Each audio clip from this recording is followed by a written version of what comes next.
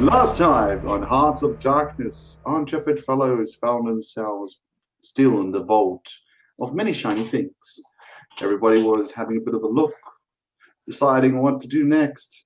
Then suddenly, out of nowhere, Turnop gets thrown into a portal by an undisclosed elf that is blue, that is also called Talius. Suddenly, we just hear the yeeting and the screaming as Madeline jumps in afterwards, and slowly but certainly, everybody follows suit because, hey, nobody wants to be left behind. Once they get to the other side, they arrived at different times, but landing close to each other because of a time distortion caused by the teleporting device within the vault. Not quite sure how it works, but hey, that's magic. As they're at the town, they slowly move towards it, and Madeline says, "Yes, this is indeed the old town where I used to live." Well, entering the town, they find it quite entertaining, whereas they decide to split up, whereas Madeline decides to go back to her home to go and talk to see somebody's there, and the rest of the adventurers split up and doing multiple things. I know Jericho and Half decided to go to the shopping area, also marketplace, where a woman was standing there decrying the foul fate that their town is suffering because of all the men suddenly disappearing, which is not too bad considering Talius's inclinations. But however, this was entertaining and interesting, especially when they suddenly turned and looked at Half, seeing him as a demigod, kind of like an inspiration, like a living deity come to life. They all start circling him, almost with, shall we say, various appetites. Jekyll decided this time good to skedaddle to the side and do some shopping. While all the while, the rest of the party found themselves going to Madeline's house, meeting with, or was it Madeline's house, or was it the? It was Madeline's house. Madeline's house, yeah. Yeah, Madeline's house, and then they met. Was it your teacher there, or was Yes. it your, So like teacher / adoptive father. There. there we go. And then I think after spending some time there, they decided to go to the temple, right? And Did everybody? Yes, and they went to the temple. The temple was, of course, dedicated to the Lady of Love and Beauty and all things, shall we say, exotic, I would say, almost, you know. However, even where the paladin and her name is dressed and very cantily dressed, which was a half elf, the rest of the priestesses were elves. They were all praying to the same goddess. When they entered, they were quite intrigued with Madeline. Madeline said, "No touchy!" As the paladin was quite, shall we say, forceful with touching. Further continuation, got some questions regards to what's going on with the town. Well, the priestesses and such told us, well, apparently something going on in the mines. However, something's going to be sorted out by the mayor of the town because he's having his son sorted out by training them. And Madeline's mentor / adopted father decided to train these adventurers to go out and solve the problem, whereas still a lot of men are missing. We said, well, is there any reward? They said no. But they can stay a while if they want to. Talius wanted to stay for a while, but he got dragged out by Nolas. We then went and asked the blacksmith's wife because the blacksmith was missing. She said yes, there's a little bit of money. We said okay, we'll go and do it for a single gold coin. Everybody agreed that we might go and check what's going on. Everybody went back to Madeline's house. Joko bought some beer. Everybody was drinking, entertaining, enjoying themselves. And then Nolas and Madeline had a very, shall we say, red flag emotional moment outside discussing Madeline's missing sister and the questions of life and not just receiving a message back and what they're going to do in the future. And then also Valen, with his multiple eyes, hands, eyes included, spotted a small child outside, or heard something actually. And then we decided to go and check outside. However, nothing was found. And then everybody decided to go to sleep, which I'm guessing was going to be a very bad idea. And I think if I didn't miss anything, Madeline? I don't think we went to sleep just yet. I think we were about to. I mean, if we are asleep, that's fine. I was Jerkle thinking- was definitely asleep. Okay, I was just Let's say thinking. it that I way. was just thinking if everyone was there, Madeline would say a few things because I think we mostly just did the initial celebration, got kind of caught in the moment. I don't think we went to bed just yet, but if we did, that's fine. Not really. If I remember correctly, as of now, only Jorkul is asleep on top of a chair. It is not like he went to sleep. It is just, He passed out. Mooring, passed out. enjoying. Yeah, he's good. You can always wake him up at your own peril, but yes, he's passed out. But I think that was happened on last time on Parts of Darkness. Hopefully, we will be entertained. Let us see what happens. Right. And indeed, you find yourselves in Dalmar Manor, the house that Berg has kept almost in perfect state from the time that both of his daughters, or princesses as he likes to call them, all stand near the hearth as Jorkul is passed out with his arms crawling right out of the chair. This loud snore that probably alarms everyone as Hearth sits next to the fireplace. Bob. Me or the fireplace? Got You you are now. the fireplace.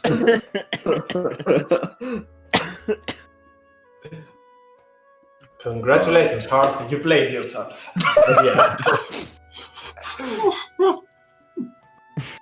This is where you are, reminding that the last things that occurred as you were all sort of celebrating, and the thing that probably got Jorkul up was Madeline hitting a fork with her glaive and sending it all the way across towards a tree, right out of the window. Though the fork didn't go towards the tree, something seemed to block it in its path. While that happened and that occurred, Madeline grew suspicious, grew wary, but she was not able to identify something. Valen, on the other hand, heard a few child noises, and when he looked outside, took a peer, he saw a sign or radiating sort of like a star, an orb in a distance deep into the house, glowing with a variety of colors. Blue, green, red, yellow, all of those combinations, almost like a rainbow. And is this just like right after that, or has a little bit of time passed since that? Just a little bit of time, as Valen probably inquired, but nobody sees that, nobody saw that, and you're all still sitting over there celebrating with Madeline on her triumphant strike. But yeah. Gotcha. She would definitely, after that, just kind of shrug it off, put the glaive to the side, and then just kind of turn back. Well, I think that went far enough, but I know we're having fun at the moment, but I forgot to mention something, and it's rather important. And she'll just come towards the group. We didn't say it before, but Nautilus sent another message to Madrigal, and I mean, well, she responded. For the first time, I believe. And she'll turn to Nautilus. And from what I understand, she said she was close. Though I don't know what that means. Well, it could be physical distance, or it could be she's close to achieving a goal, but I don't really want to push my luck in sending another message, but Of course. we'll have to wait for something to be... I think more information will come to us probably sooner than later. Right. I think either way, it means that it's very likely she knows we're on her trail. So, I know I was very obstinate against it. And originally I didn't really care much about that child in my dream I told you all about, but he did say to return home. So, if I don't see him tonight, and if it was just kind of a fluke, I think we should go to the mines, but I think we can trust Varric. And if he does show up, well, I'm very curious to what he says. And it might be something really important. I'm sorry to drag you all into this again. You didn't drag us into it. We chose to follow.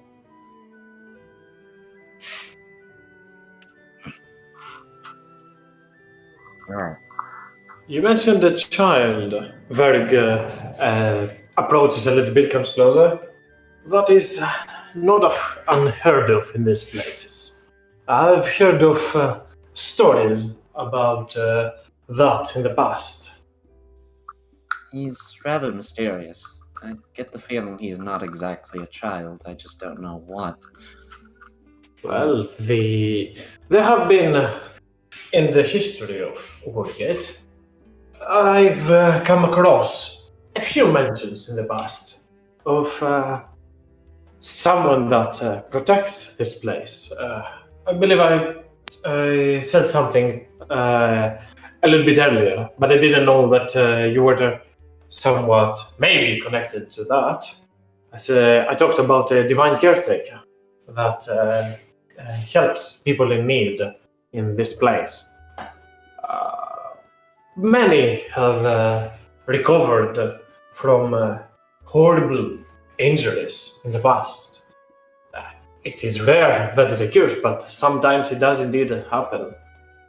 And there is always an unknown child in that story. A figure that is shrouded in mystery, yet so attractive and so charismatic in nature. But these are some stories that they say down at the temple, at the Cathedral of the Lady Farkia. I do not know if it is correct. Sometimes they like to bring and lift the spirit of the people in that is in peril. I do want to believe that it is true.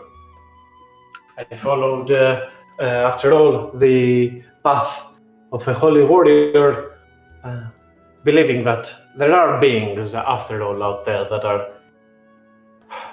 show their interest and their care about us humble ones. I think you're right. I'm not 100% sure what it wants, which is why I would like to see what it wants. But With that, go ahead. all of you again, I know it's... Thank you all so much. I'm sure Varric's alright with it, but you're all always welcome here.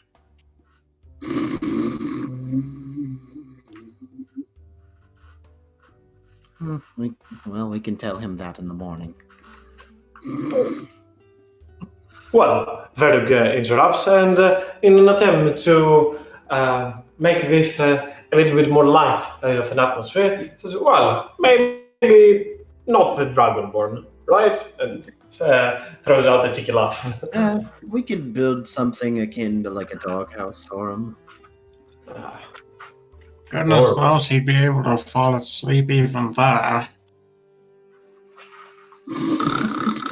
I mean, enough drink, and I'm sure he could fall asleep on a bed of spikes. Yeah. The neighbors, though, are kind of polite. I wouldn't want them to suffer without a reason. Out of character, I once had a friend that fell asleep on the toilet at school. You must be tired as hell. awesome. I've fallen asleep in the middle of my kitchen with a bucket on my head and sick all over the floor from a very drunken night once. That's not the same thing, though. But yeah. yeah. It's just the Verug, as I assume slowly everybody starts preparing to get some rest, get a little bit of sleep, satai, or anything. Verug will just touch, I believe it would be Nautilus or Valen, I'm not sure which of them. I'll go with Nautilus, given that he just came back. As everybody's speaking, he's going to give you the talk, Nautilus. No, this is not what this is about. As you're all helping out, put up those mugs, some plates, forks, and stuff like that into from the table and prepare the beds and also the dress. Verug will move closer towards you, Nautilus. Hey, if you may, a word, please. Sure. You move to the outside as Verug takes you there. I see that you and your allies, all of Madeline's friends, are quite potent by the stories that the Sylph narrated. I understand that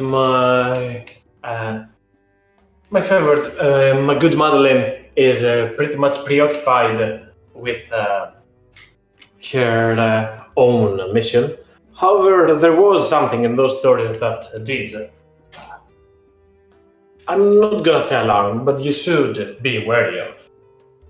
In your latest accord with this battle, this trials against the Sphinx, and in past times during, I believe Dalius referred to us as how single-handedly he saved Cinderfall.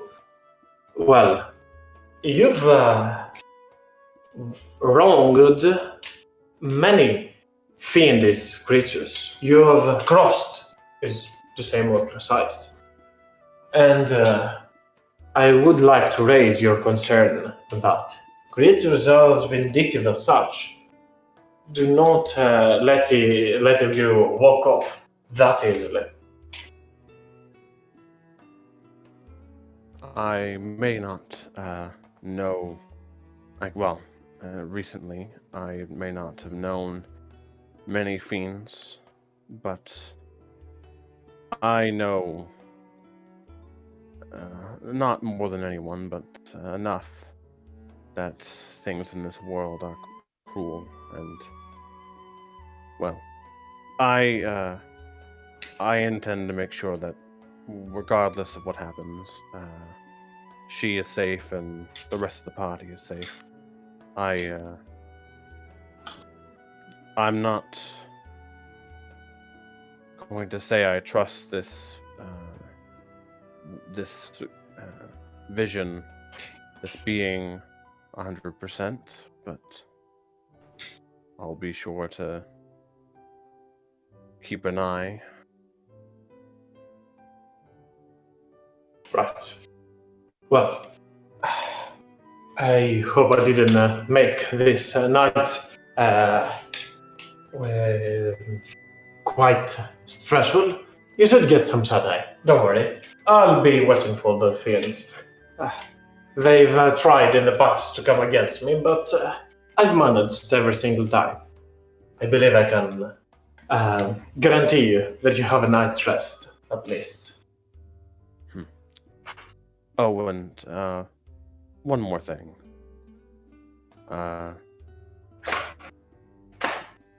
You did a good job with Madeline and, I assume, Madrigal in some form. I think you raised them right.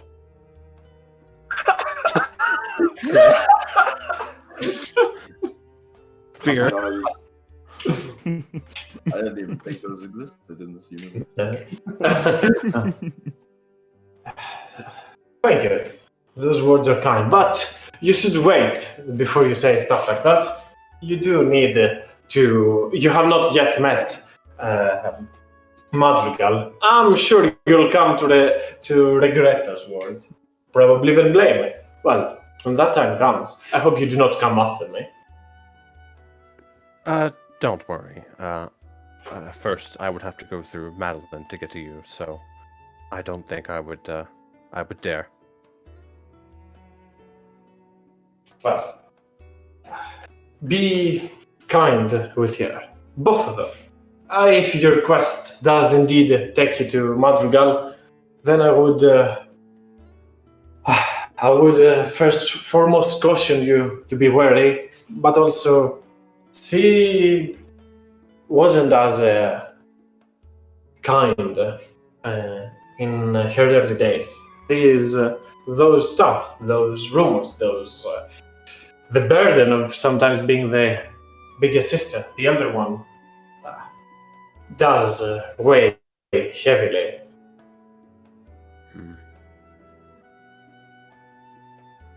I'll do what I can. I'll do my best. So now, go rest. And maybe leave the doors open. Right. Thank you. And I'll walk back inside. Mm-hmm. As Verdic on the outside takes out his blade, puts it onto the ground, grabs a stool or a chair from nearby, and stands outside looking at the night sky. You do have a moment with pretty much everybody else as you are... Nah, I didn't do that for Verdic, but yeah, you do have some time if you want to say something in between yourselves, or if somebody wants to do some sneaking out. Else we can proceed to the conquest, entirely up to you. Sneaking out, you say. We can say that happened already in the past. We don't have to go into detail. No, I'm not gonna go into detail. I'm just gonna go with their roles when you're about to go out, the stealths and stuff like that. Well, So, given... go ahead, Madeline. Sorry. My bad, sir. Well, regardless of whatever happens, I think it's best we all get some rest and enjoy a more peaceful night for once.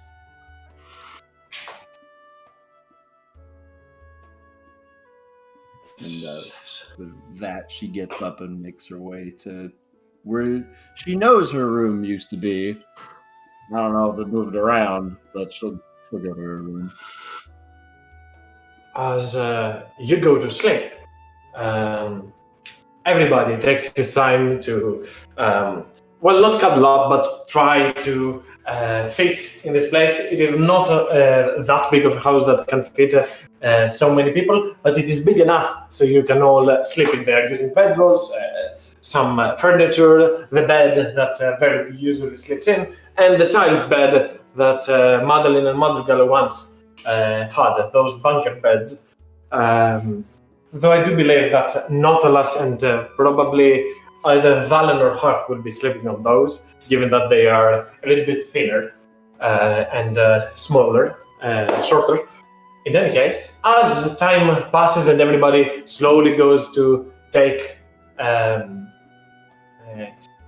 rest, Talius, I would like, given that you only need to sleep to trance or at least rest for 4 hours, you do have some extra time, and you have this adventurous spirit inside your day. You wanted to try new things and see the exotic beauty of this land. So, given that you recently had an encounter with the clerics of the temple, you feeling this adventurous spirit spark flared up inside you. You cannot sleep, yet you wake up and try to be as stealthy as possible. So I would like first a stealth check. Okay, so I have my sword as well and inspiration just in case any of this goes wrong. I feel like this is a valid reason to use them. 3 1s. I've brought my inspiration with me. I'm fine. 12. Do I want to re-roll that? Still doesn't beat my passive perception. I'm gonna re-roll it. Keep in mind, before you re-roll it, keep in mind that Nautilus and pretty much everyone has a -5 penalty to their passive perception because they are unconscious right now. Oh. So Yes. no one should have anything higher than a 12? Yeah. Unless somebody has a 17 Unless somebody- on perception. I mean, Jorkul does. I think Valen does, doesn't he? No, Valen has an 11, a 16, it becomes with the advantage, so it's an 11 now. I think Varric does. That's okay. Hey, he's chill. I like him. What's Quick. passive perception? Oh yeah, mine's 14. So I'll go with the 12. We'll see what happens. I don't want to metagame this too hard. I'll go with the 12. As you sneak it out of the Dunbar Manor, as it is mocking the head, you hear a voice behind you. Well, a stroll into the night.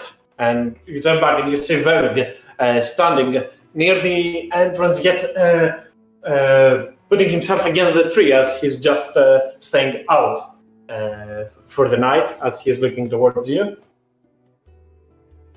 Hello there. I was just going for just a little walk, get a bit of fresh air, maybe do some things.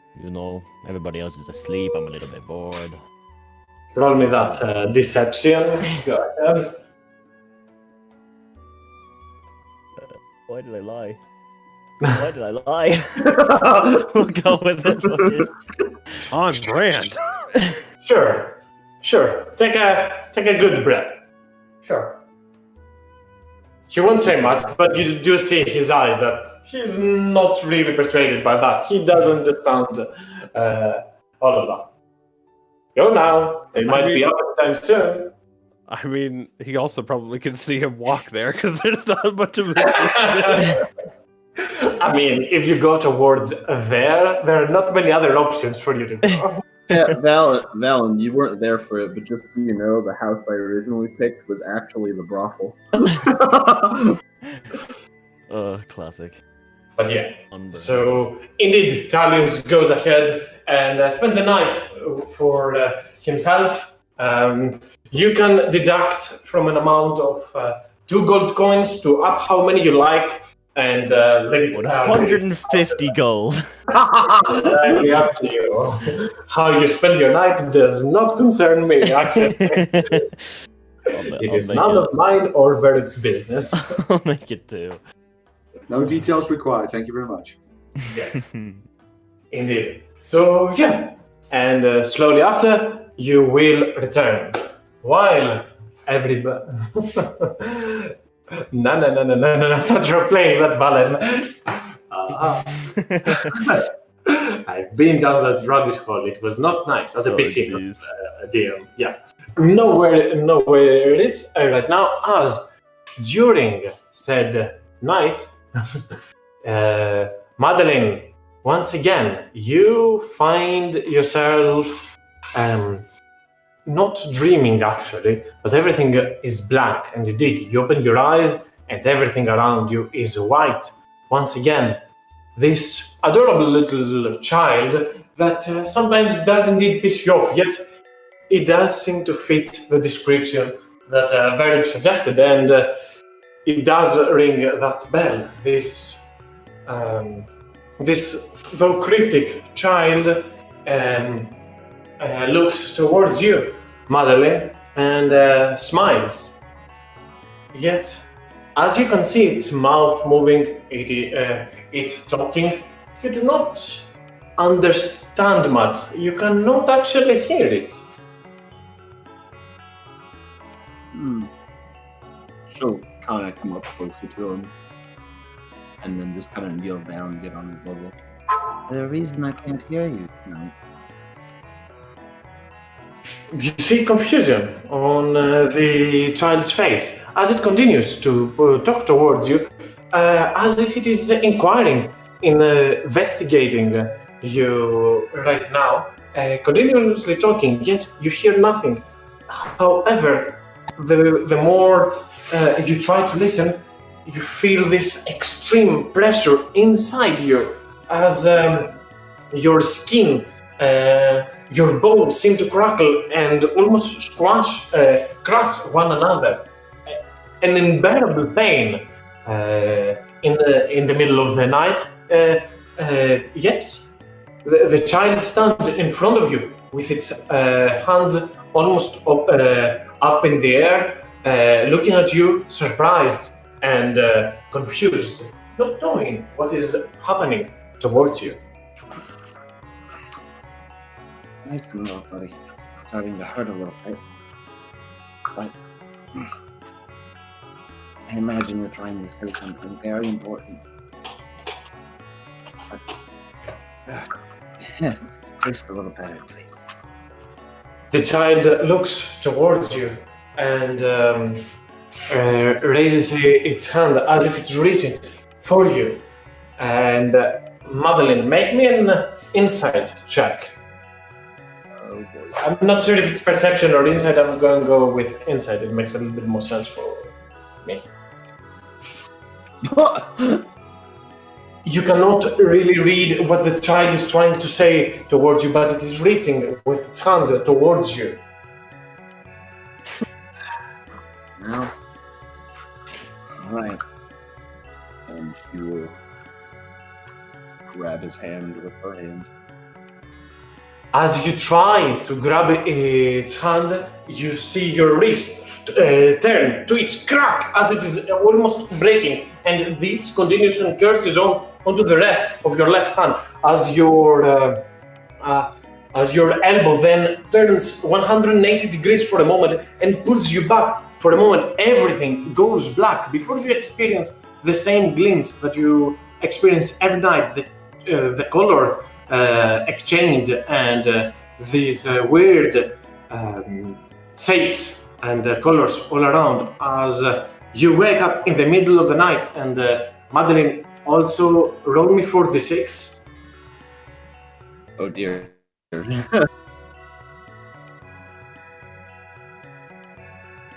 You suffer 13 points of damage. This will be accounted after you finish your long rest, obviously. But you also gain access to this. I send you on a DM as it feels that from your left hand, the originate mark of your corruption, of your affliction, it seems to have spread, grown. Damn it. Does my arm look fine? Or still like cursed, but is it bent?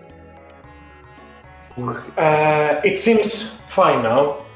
After all, it probably was just another dream. Fucker.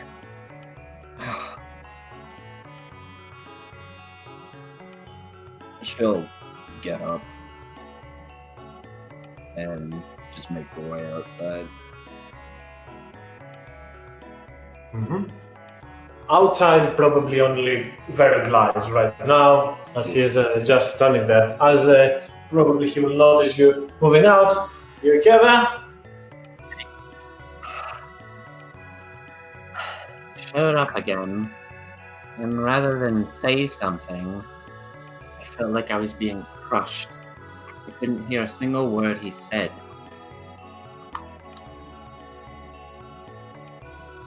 That does not sound... well, that does indeed sound ominous enough. That does not sound like the stories I've heard. Am I doing something wrong? Well, I asked that myself many times in the past. As before I met you and your sister, I had a journey as a protector of the innocent, but sometimes the innocent and the vile do tend to mend together, portray themselves as one another. You should always follow your gut, trust your instincts. To every question that you find yourself void of any answer, do that. It has helped me in the past, and I know that it will help you someday as well. I'm just getting so tired being run around all over the place.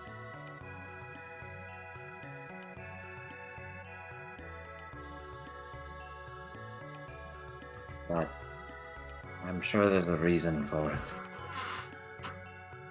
You want to say really what? hoping I Go ahead. Hmm? Go ahead.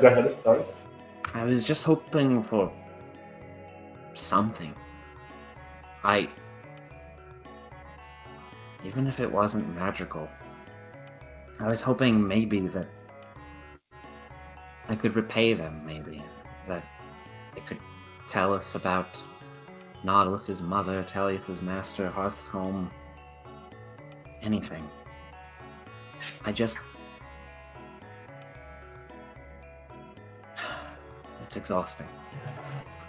But by the stories that the sea elf narrated, it seems that the vault paved the way for you, and it is not from what I gathered when I listened to the story, it is not like it was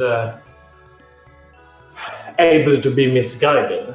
It is not, after all, the place that you believe that you seek. It seemed to be pure in nature. Maybe you are here for a reason. We should look into that. Maybe. I understand these fickle things like to be cryptic, but because even if we don't find her, that's fine. It used to not be, but I have them now. And I want to help them. But with just being tossed about, I can't do either. But I understand. Do not worry, kiddo. You've been through hearts. But right now, it seems to me, you have been quite fortunate. I do not imagine that Madrigal walks her own path with many companions on your side. That's her right to. And now, instead of dragging her back, I just want to tell her that it's okay if she wants to walk her own path. And that I'm sorry for being obsessed with this fantasy. That I was so desperate to get back what she was that I'm forgetting who she is now. You sure you were not practicing that spits inside there? You sure you just woke up from a dream? Oh, I would love to be able to quote or say those things right after I get out of bed. I usually are more like morning and give me a herbal juice or something. To be fair, a good bit of pain wakes you up. But Take a sleep. Go to bed, Madeline. You have a long day tomorrow on the way. All right. Thanks, Dad. And she will walk back into their home and go back to bed. Indeed. Nothing else will happen during the night time, Madeline. The next morning, you all wake up once again. Gotcha. So I suffer that 13 in the morning. It's not fully rested. Yes. Okay, cool. You also gained an ability. Yep. I have it. Okay. So eventually she would get up and then just kind of look about, come to the middle of the room. And one by one, all of you all come back into this place. As Tellius, though late, he makes a run since he, after spending the night at the brothel, woke up very much in a hurry to make it back to the house before everybody else wakes up. However, his elvish nature is able to help him, assist with all that, so nobody really has an idea of what happened, aside of Verib. Well, good morning, everyone. Here, Dang. she would know like where the tea set stuff and all that is, right? Yeah, of course. Okay, well she'll be nice and try to make tea for everyone while they're talking.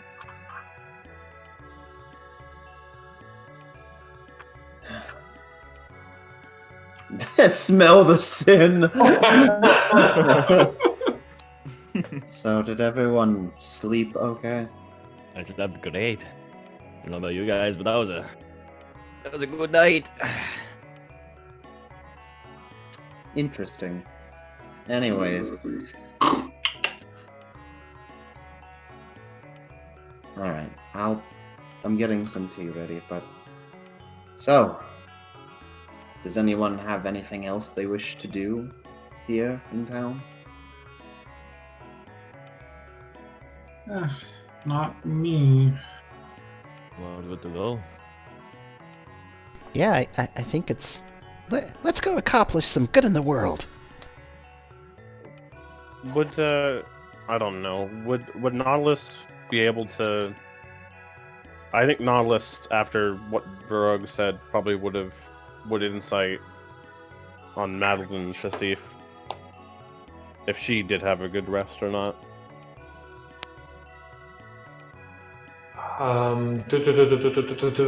Sure, go ahead, roll me an insight. And because of my, I rolled advantage.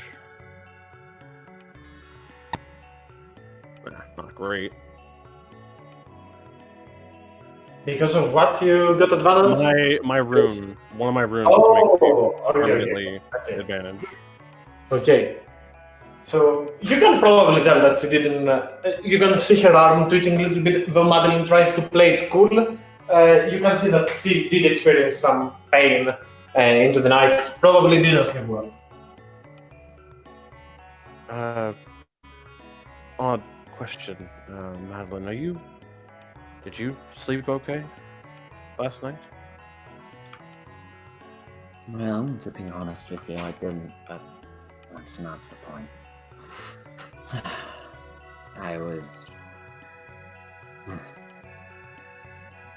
That kid did show up. I couldn't hear a single word he said. And then my arm bent back.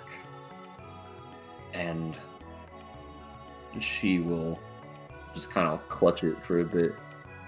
And it still hurts. And I'm very frustrated about it.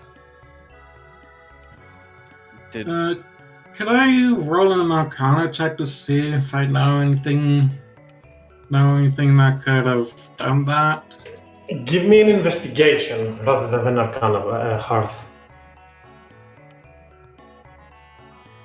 Okay, you've noticed, you have been keeping an eye on your allies for quite some time, and both Nautilus and Valen, their mutations became more potent, quite more powerful, yet a little bit more gruesome as well. However, Madeline's in the past days, nothing had changed, and though you see the arm that she's twitching and tries to play it off cool, you can see that this is the one arm that Madeline's arm that is translucent, the one that was afflicted by this corruption.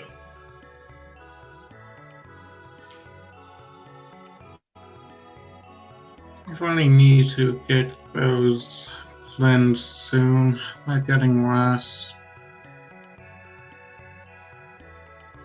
I think you're very wise, Hearth. Perhaps we should shift focus to that then. I Magical will be found when she wants to be. don't have a solution to all, but I might have a solution to one. When we were back in that demiplane and we found all those scrolls of summoning various different creatures, I believe that with this one, and he'll take out the scroll of summon celestial, or conjure celestial. I believe I could summon a creature or a being that could at least cure one of us. Why haven't you used it on yourself then?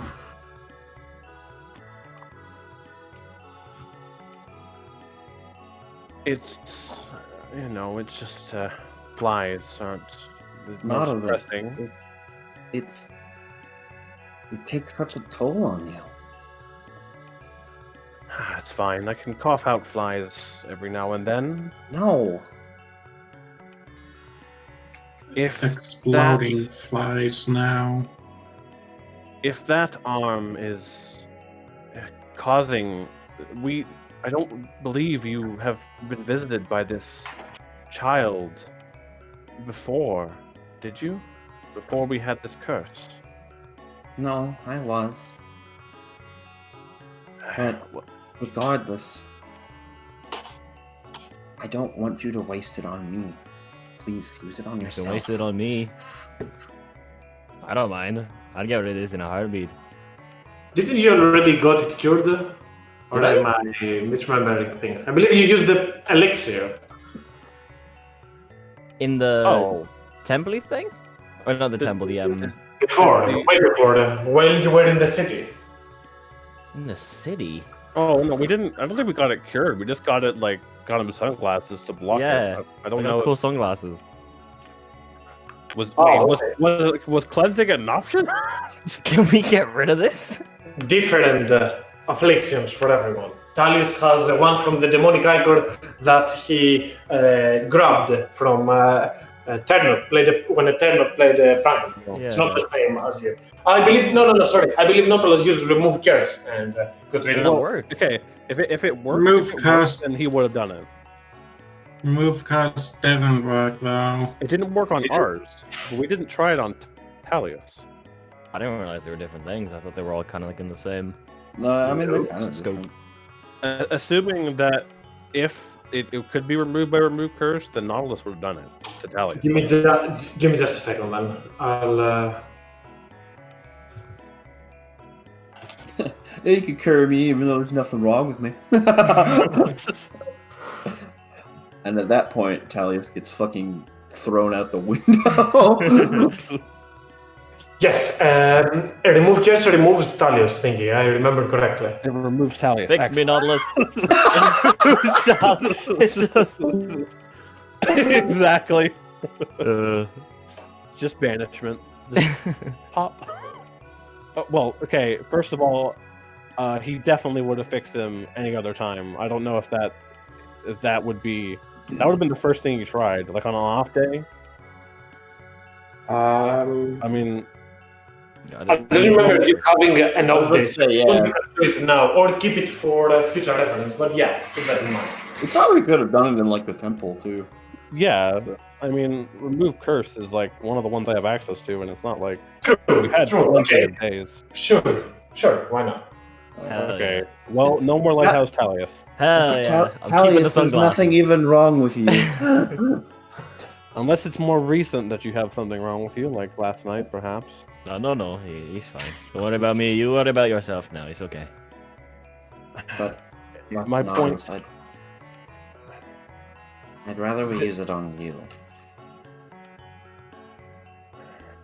Well, I don't know if this is gonna get any worse. I'm assuming it would, but I don't. You saw what happened to those creatures, those things we fought.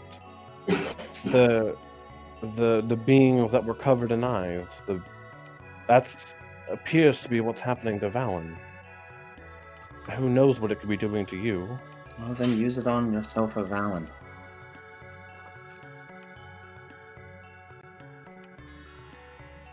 This is difficult because it's two selfless people having a duel on who to use it on. Fucking lovers quarrel. Two fucking Canadians over here. What the problem is that this is it's a very powerful spell. It's not something that's in my current. I could cast it, but it would take concentration and a bit of luck. I mean, I might be able to do it later easily, but I think at that point I could just cure us anyway. But Well, then we can hold it off for now, but please, use it on yourself. I'm more worried about you than I am you. If I can offer my opinion, since your corruption has been held back for so long, if it's catching up now, it's going to catch up with the vengeance, likely get us faster than the others. Or perhaps it'll go at the same slow rate. Regardless, I think maybe it is best we shift focus to the curses. Madeline, I know you don't want me to use it for you, but I mean, I guess I could use it. I could use it on Valen, yes, but so far it's showing worsening symptoms for you and I. I mean, Valen, I don't know if you like having eyes on your hands. If you do, please speak up. I don't want to make assumptions for you. It's becoming less interesting.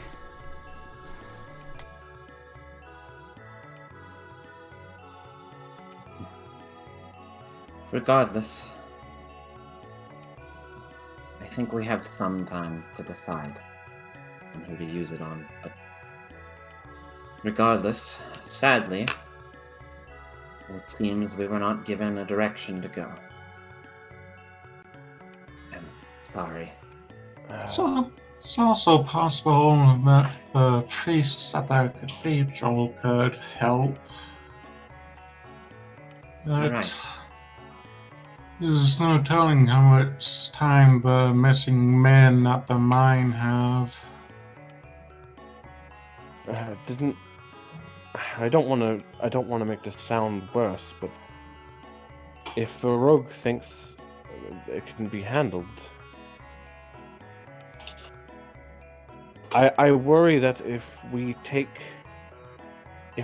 too many side objectives, these afflictions and other things, our goals are going to catch up to us. I only worry because, you know, if we go into those mines and for some reason something happens here, we won't be here to do anything about it. You think something might happen here?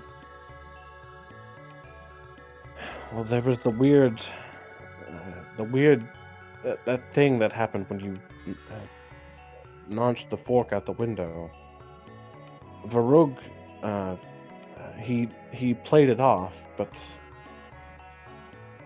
I worry that leaving this town undefended, or at least unwatched over, is gonna be a problem. And lately, wherever we kind of go, it just more bad things happen. But we stop those bad things, and we're not the cause of them. We won't be able to stay here forever, though. If we bring No. the men back, they can watch over the town. I think I would like to go to the cathedral and at least see what they have to say, like Hearth suggested, and then we can decide. That's fine by me.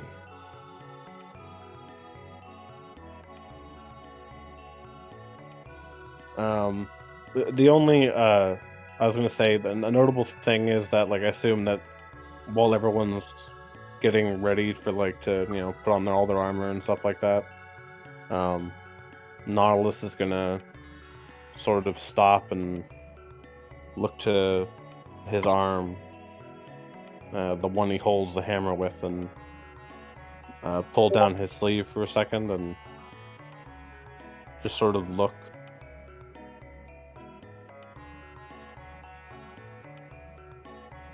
before probably pulling it back up and shaking his head.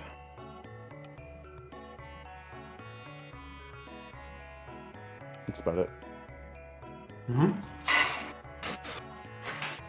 Yes, sure, Madeline, of course. You can take it. Because I didn't want to use lay on hands for this. No worries. So, off to the temple, I assume, correct? Yes.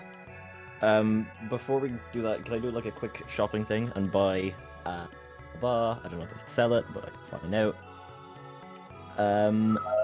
10 gold worth of charcoal, incense, and herbs. Okay, of course. Ooh. Do that.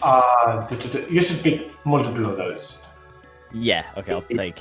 So whenever you travel, if you miss it, you don't have to go back to the town, resupply yourself, like pick 5 doses for that, stuff like that. Yeah, I grabbed it. Again, the same situation still is in the village. Nothing has changed. Only women and children, most of them, and even at these Regent stores, you will find a woman that is taking her time with finding where her husband is keeping everything in the store. However, she will be able to supply you with the one that you need. As later on, you make your return back into the temple of of Lady Firehair. In this temple where Huck did spend an amount of time yesterday, and still the head warder and the priestesses are all standing and trying out different outfits with one another. Most of them ranging from white to red varieties, pink, orange, yellow, in different hues. But as they are trying different colors, you make your return towards there. The priestesses turn and look towards you. Oh, the chosen one has a return, as the heart warder turns to the rest of them. And now, ladies, let's not give titles to people that have only arrived for a day here. Well, how can we help you, travelers? It is the second time that you return in this temple over the last days. I assume there must be a reason.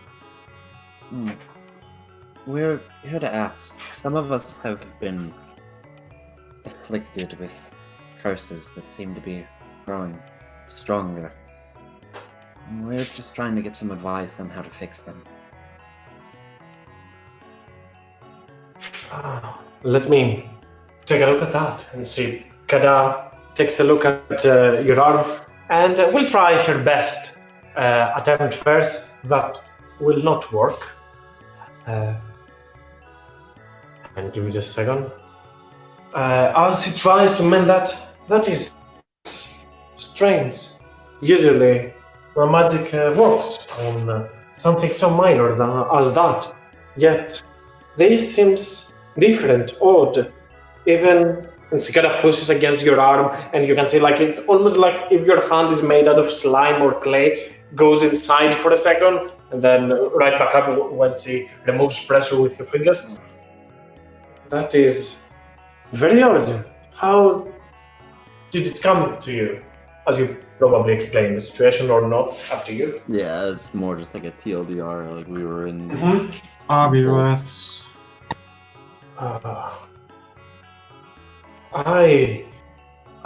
Forgive me, but our Divine Lady has not granted me the divine magic that only is that only can be compared with the magic of Celestials. I do not have the potency to help with that. Maybe a higher ranked cleric would in the capital, but I don't believe. You're in dire need of assistance from the divine. Okay. So, you're saying our best bet is... Maybe. Or, see, kinda looks towards Harf for a moment. Then Valen, given that he also has quite high charisma. But when you're blessed with People with such a charismatic nature as yours. Sometimes the gods do pay attention. Sometimes they leave small signs. You should keep an eye out for them. Sometimes I wish the gods would be more clear about what they want.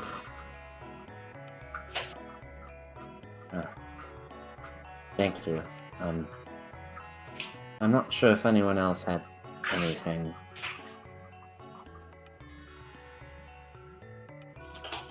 She'll turn to the group. Talis is probably off with one of the groups of the girls with his lute out and playing a small little song and trying to flirt with any of them that will give him any attention. Some of them might. Some of them might. Go ahead, Valen. It's clear that Talius has not been. He's not been to the ocean lately because he's obviously very thirsty.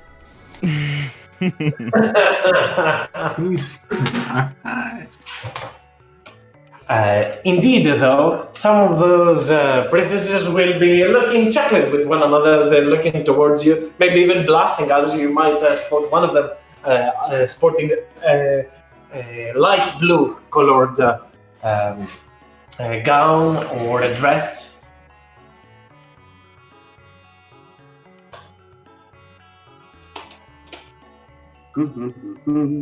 Well, I suppose there's one other thing, though it's not in the religious sense, ma'am.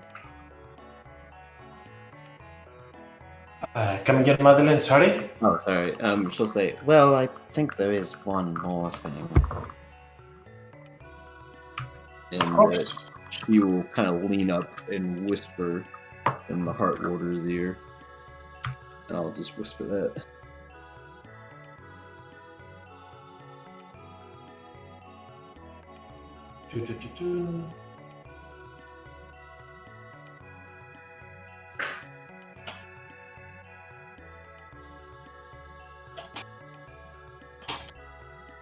And she will pull back.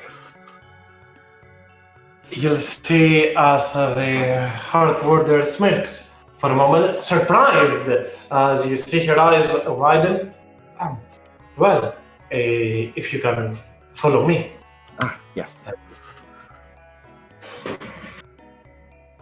So, the Heart Warden and Madeline leave off for a moment, going behind the sculpture of the engravings of the Lady Farhier in another room that smells quite nice, quite affectionate.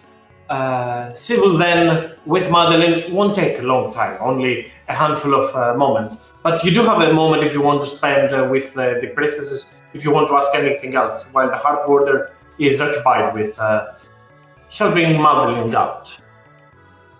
I don't know if you want to ask them anything, just checking in. Nope. I'm good, yeah.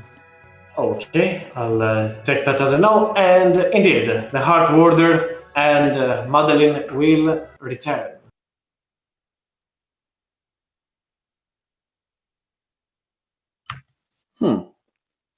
That didn't play.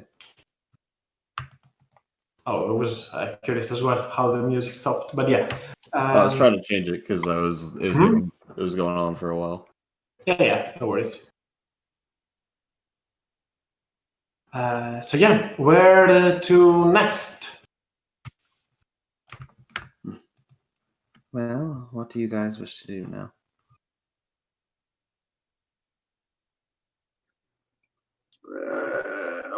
Yeah. I was supposed to.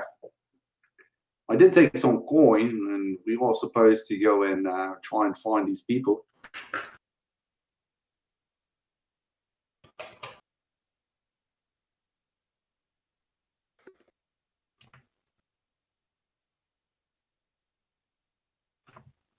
Well, perhaps the mine is the best route then.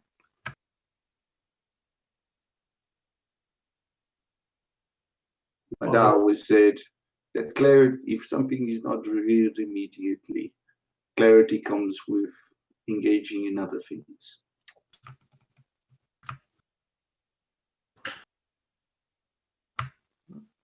Nautilus, Hoth, Valen, Talius, what do you think? I don't know. I was AFK for a bit. What do I Oh. think about what? Just if we want to go to the mines now or not. Ready to go. I got everything I need, and I do not know if anyone else needs to do anything in town, so... My vote is the mines.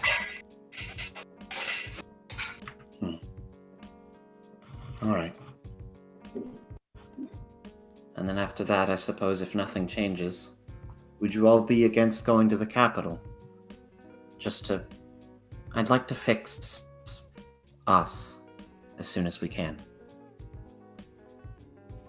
I'm more worried about that now than I am finding magical.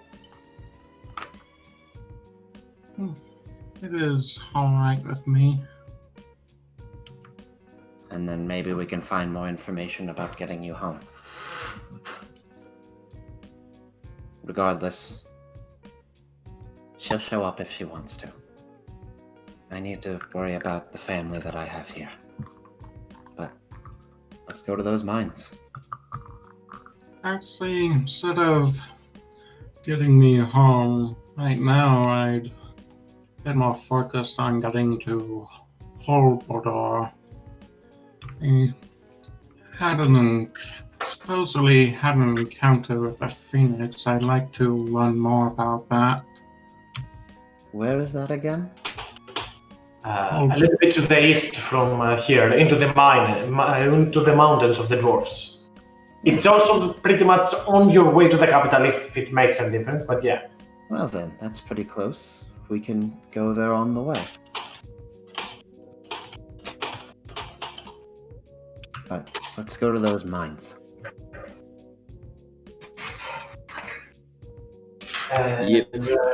Yep, you have heard from the other people in this place that where the mines are and where this whole incident / whatever problem was happened as you start heading towards the mines near Woodgate. These mines that are mainly operated by dwarves that partake and ply their trade with the people of Woodgate and the noble lord Wilford. You take your time and move towards there. On your way, you will not see anything amiss, anything alarming, anything different than it should be. You've walked this path many times, Madeline, in your past. You have walked all the way to the mines and back up again. It is after the mines that you and your sister would not dare walk, or at least you. Your sister might sometimes have wandered off from there, a place where the rangers of Woodgate do not really deem safe. You do take your time, and after a little while, make your entrance to the mines. As you arrive, I'll pretty much put you onto the mountain. Just saw the black. Darkness encompasses me, I tell you. It's the heart of darkness. Welcome to the Halloween episode. Oh my god. Oh my god. Who did that? It's Valen. What? Wow! Done. Voice actor over here crying. It was scary. Wow! Amazing! I'm so out of town. I don't know what you're talking Okay, I about. see us. I see us now. Precious! Master Valen! Where are you, Master Valen? Maybe I need to reload. Give me just a second, Hearth. I might be able to fix it for you. Is it now working? Oh, well. As on your way towards the mines, just a little bit before you start moving in there, you are reunited with Terno. That turns towards all of you. Ha! Now I got you. I see where you're going. I've heard of all those people are dreaded of the mines. Now maybe there'll be there is someone bad in there, someone for Turnok to make a name for himself. Hopefully, Turnok. And I think that's probably the first time Turnok has ever had to deal with upset Madeline in that sense. Like, that she's just so done.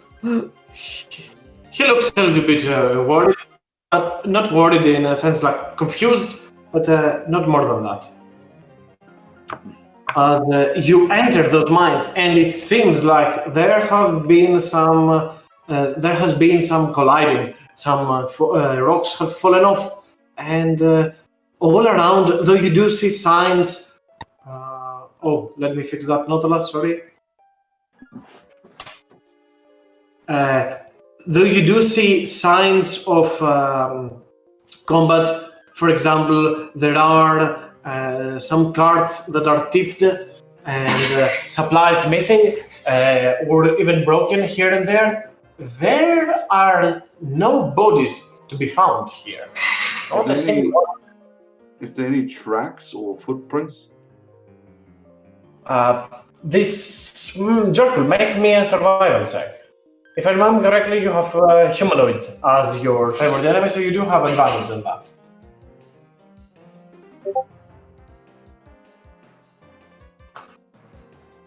Okay. The duality of man. It's the 1 and the 20. Yes. Jorkul, you will not notice a single a set of trucks that is moving out of the mines. It seems that nobody managed to get out in time of this whole catastrophe in this place. Maybe down below you'll see some people being dragged or slided against the floor, forced to move, that lead deeper into the mines. Yeah, this is concerning. It seems that the bodies here, none have escaped, none going that way, nobody going out. And the few spots that seemed like bodies that were lying on the floor, their drag marks back into the cave. Whatever happened here, whatever is going on here, they do not wish. They have ill intent for those that have fallen. And let us do something to stop it. I shall move slightly ahead. Let me use the shadows. This takes me back to my younger years. Jorkul will try and stealth, go forward a little bit if possible.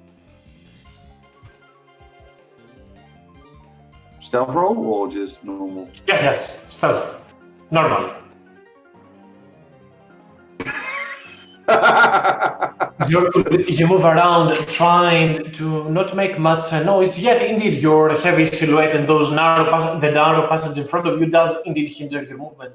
As you move towards there, you hear a voice behind this, coming from a little bit below, a little bit from the south. Hey, someone there?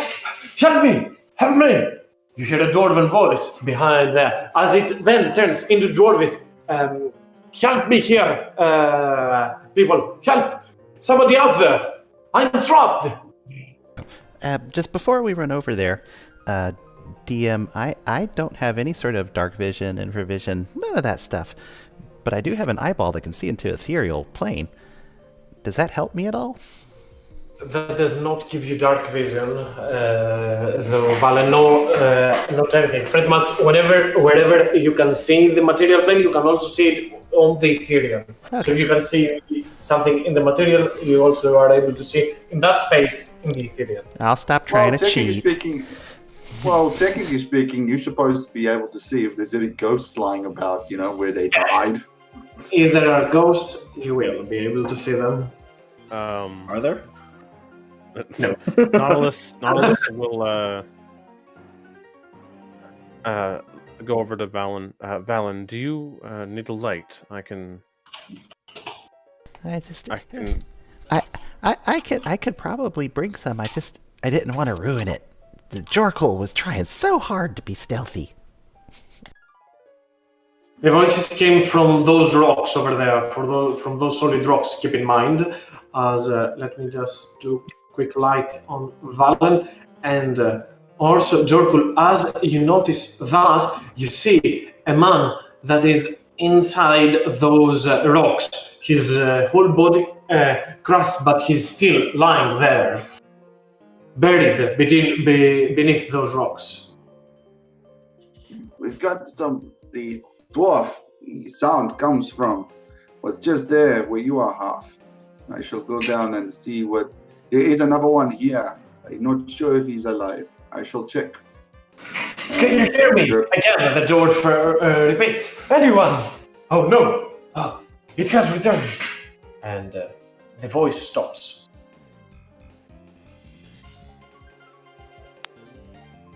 Jerkle would check this body here that he's working with. Make me a medicine check, Jorkul.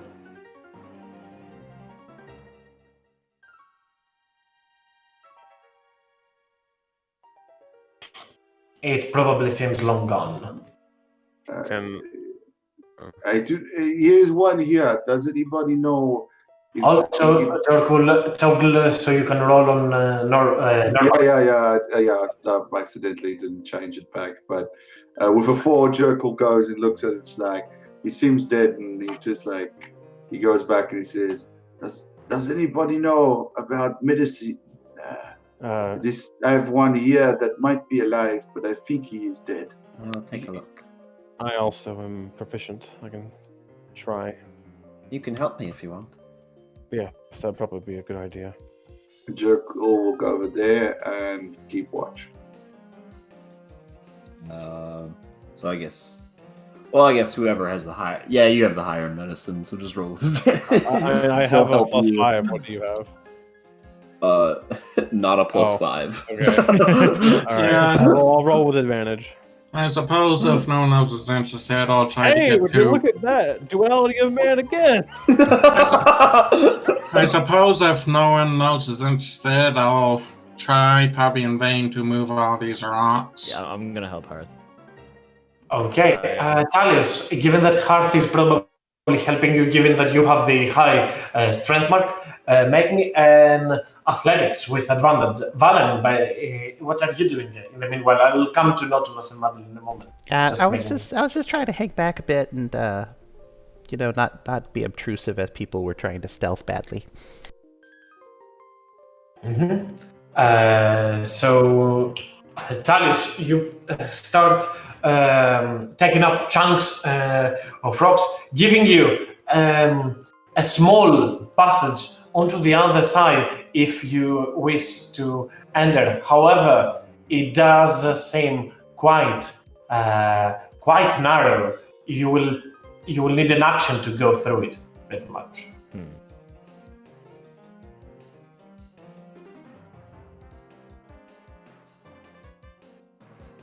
You're inside. As you can see, probably a little bit on the other side. And in the other space, Nautilus and Madeline, you go forward and see that this person is still alive but heavily crushed. With that medicine, you're able to drag him out of this collapse and quickly stabilize him before his legs bleed profoundly and perishes. He's still unconscious, right? Yes, he's unconscious, but he's no longer inside those ropes. He's gonna kind of just like fix up his hair a little bit and give him 3 points of lay on hands. As you do that, the person, just the man in front of you with a miner's outfit, just I thought I was dead. You're okay. Alright, yeah, You're okay now. Calm down. Are you able to stand up? I believe he tries, but his leg is not in a good spot after being grasped down by all those rocks. Grasps in pain as he tries to make it and takes his head off. Okay, that's fine. That's fine. We can help you up when we're done. Just keep yourself quiet. He just nods as he's entirely out of breath. Talius, inside this place, you will see someone moving.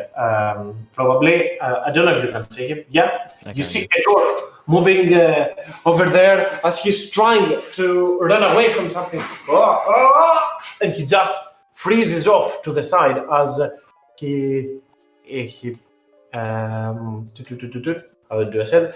He just stops over there, halts, grabbing at the nearby wall. Are you okay down there? Hello? This way. I'm just waving. You hear some grunting through the teeth, and some muffled sounds, but nothing after that. What's going on there, Talios? I don't know, he's gone all silent all of a sudden.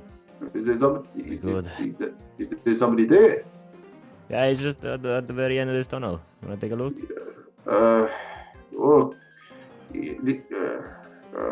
Why do I always get?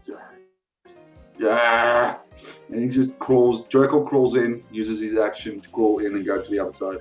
Okay, you can put yourself on the inside over there as Jorkul takes a step forward. Seems clear here.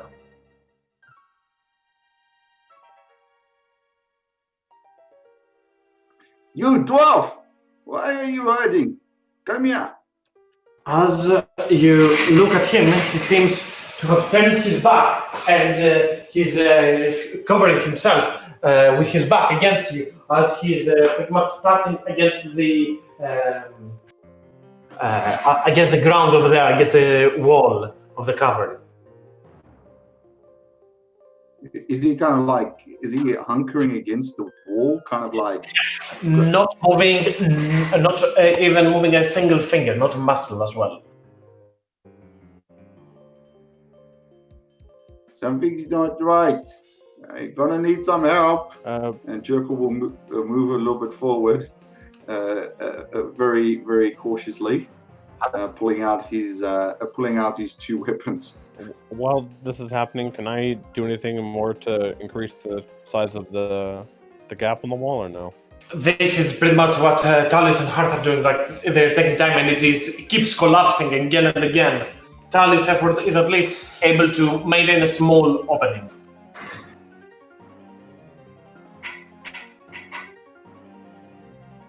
You can re-roll the athletics if you want with advantage, but if you roll less, pretty much it collapses the... Jordan is dead. I mean, I could try something to try and have a better chance at keeping it open or clearing it. By all means. You might want to stand back a bit. How high is the ceiling? Question. Should be asked. It is pretty high. Okay. Well, I'm gonna giant smite and try to open up the wall. Smite is the one you become large, or? Yes, that's the one. Shit, big Nautilus.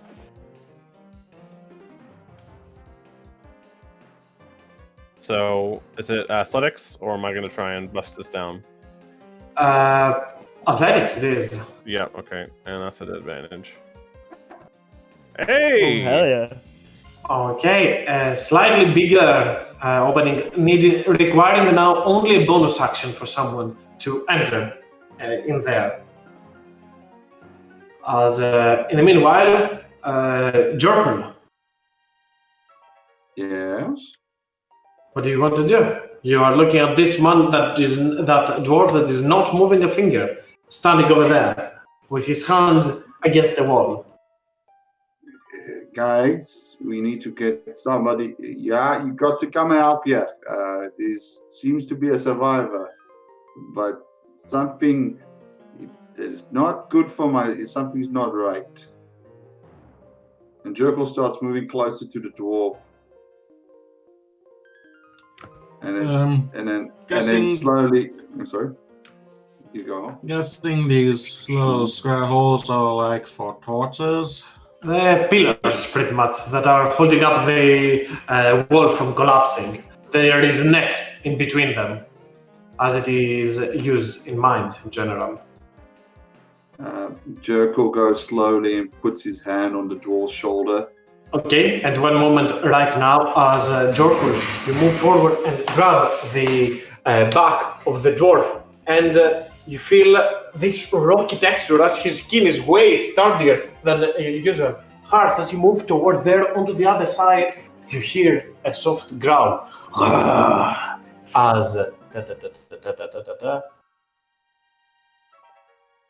very, very big basilisk stands in front shit. of you. And Yes. Hearth, I would like something that you're probably not gonna enjoy, but I need that con save. Flying against the wall. Oh, petrifying gaze. Oh, look Okay, at that. As instantly you start freezing, but you manage to put yourself together and avoid its grasp. As I would like some initiatives. Probably Hearth yells something across the lines of, "There is something big down here!" And,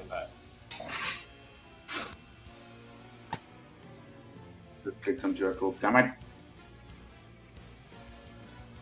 Want me to reroll? Oh, reroll and then just take the 20 that I rolled.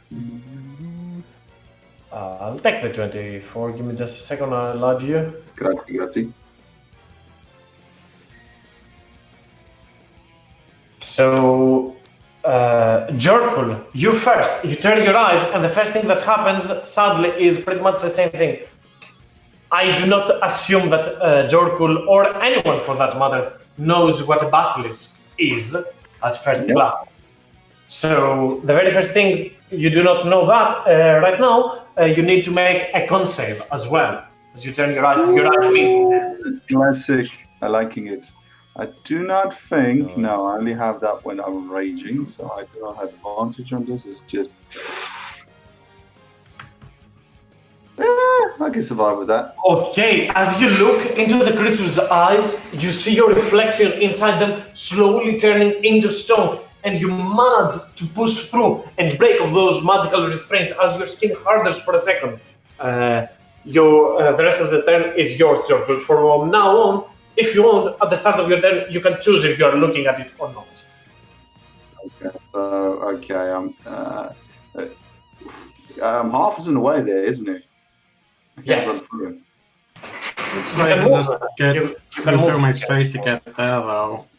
Okay. Next, you just hear Jerkle is saying, "Oh, stop! What the hell?" And you hear him just charging, and he is going to just attack it. Let's charge and attack. And he is not looking at it, so it's disadvantage, correct? No. Right now, since you already rolled the save, you are looking at it, and it is fine. You can make your attacks normal. At the start of your next turn, you can choose to not look at it. Okay. I should have really done. Oh yeah, it's still there. Okay, he's gonna attack. He has a hand axe in one hand and the mace of the undead fun times in the other hand.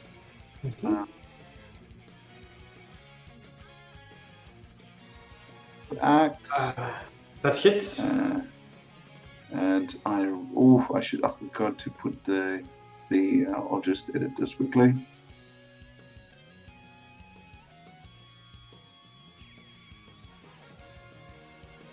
Mace of Rage, which I call it Mace of Rage, but I haven't. I just fixed it up, Okay. and that's the bonus action. Okay. The 18 and the 23 hit, both of them. 5 and 7. 12 points of damage as Jorkul turns, looks, and hesitates for a moment as he runs with both of his weapons striking at the creature. yet it is a sturdy creature. It still has a lot room to go. Hearth, you can choose to avert your eyes if you want or not. Entirely up to you. Okay, yeah, I'll be having my eyes closed, stepping back quite a bit, and just shouting to the others, "Don't let go!" Will you take an opportunity attack, or is it a disengage? I'll take the opportunity attack. Okay, given that you're not looking at it, the creature does have advantage against you. So a 17 to hit. Yeah. And as you start moving, the creature turns towards you with its tail and strikes you down to the ground. So pretty much you're over here prone, which when you stand up again, you do have 5 more feet of movement to move. As the creature strikes with its tail onto your feet and knocks you down to the ground. You pick up your pace and you still have an action. Okay, and like I was attempting to say earlier, I'm shouting out to the others, "Don't look directly at it. Some sort of petrifying effect."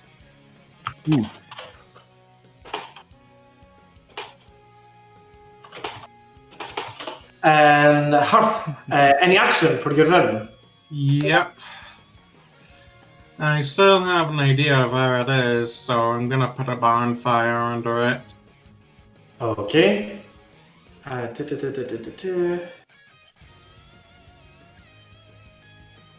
That will char the creature for 10 points of fire damage as Hearth raises his hands towards there and raises some flames from the ground. Talius, your turn.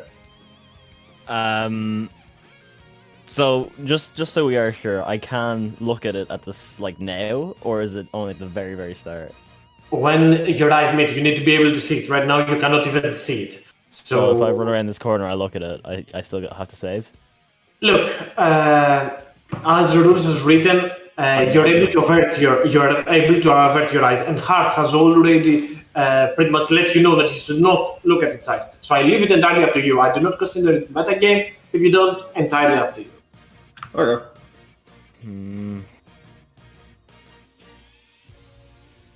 I don't know. 'Cause I don't know if he'd listen. I don't really want to put everyone at a disadvantage because I'm. Do you want to play your stupid. backup that soon? Yeah, I'm fuck actually. it. I run in and I'm looking at it. I'm ready to fight. Okay, make me that con save. Let's go. You are restrained. Can I use my inspiration?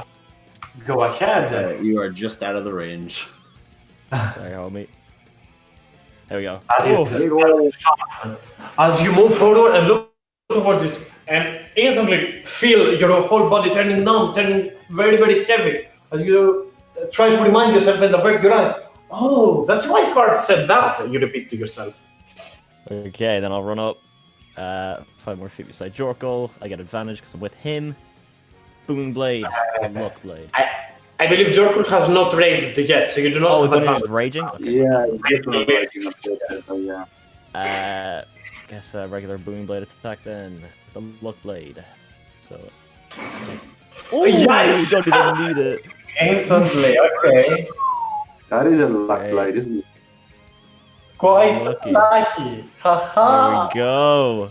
Ah. Look at that damage, man. That's all high. Holy crap. Alright, then I jump back the extra 5 feet or 10 feet this way. And I will look away. Okay, Valen, your turn. Okay, I have yet to see it. First thing, I have to get through Nautilus. He's As I said, you can move through him, and you only need a bonus action to move through the thingy. 15. And then a bonus action. Squeeze. And I don't Still see have it yet. Yep. Step. Okay. I can still see Jorkle. That's 5, 10. Still can't see anything. So I'm just going to dash. Oh, I can see something now. And I mean, you're still not in line of sight yet because there is a wall still over there. But the moment you move a little bit more, you'll be able to see directly through it. Unfortunately, since I took a bonus action and a dash, I'm just going to go, oh, that's a big lizard! And then I'm going to finish my turn. Okay. I love the fact that Valen's running towards here, and he sees a dwarf, half, and Talius all facing the other way. While the lizard is on. Everything happens at the same time, so you do see Talius jumping out over there. As you take a quick look, Valen, at the creature's feet, you're like, whoa, that's a big lizard. Go ahead. You want to say something, Valen? No, I was just going to say, I can see Jorkle too, so yeah. Yeah. I'm just saying that you can see the whole scene, obviously. Madeline, go ahead. Yep. Let's move right there. She is averting her gaze. And yeah, if it's bloody, well, I don't think she would know that. I think she would ask, like, how's it looking? I'm not looking at it. You know what? That's fair. I'm just gonna dodge. Talius uses a free action to stare right at it. Yeah. Dodging because I want to save this for if there's more. I was planning casting spells, but I nearly just one-shot that thing. Not the last, your turn. Not the last? I don't need to hold up the door, do I? No, you don't. Okay, well, I'm stepping in. Presumably, heard what everyone says. I guess I can't even see it now, so I'm gonna. I guess I'll just hold. I'll wait. I'll hold a sacred flame if something comes out of there. I won't avert my gaze, but I'll. Oh yeah, okay. As the basilisk now kind of cornered into this spot will, I don't believe it can Jerkle. So it will start attacking Jerkle right now. Yeah, both. Okay. Does the 17 hit as well? Yeah, because that's exactly the AC, right? And the basilisk bites at your arm and then hurls you across the wall over there. And once it does over there, it then turns all of its side and strikes you with its tail, hurling you back to your original spot. And you can... Jorkul, you are prone as you start your turn. Do you look at it or do you not? Jerkle is prone. He does not look at it and just stands up, and he is now pissed. I'm going to say Jerkle goes into rage, bonus action, and then just starts wailing on it again. You hear the anger in his blood and his voice. Disadvantage cancel itself, so it's a normal attack. Oh, if you attack recklessly, that is. No. I'm going into rage, looking at it directly. Well, yeah, okay, I see. So, looking at it, you make a con save. Yes, but because I'm in rage, I get. You have advantage. Yeah, you're fine. And now he's going at it because he's now pissed. How dare you? That hits. Oh, Hits. Yep. Hits, and last one.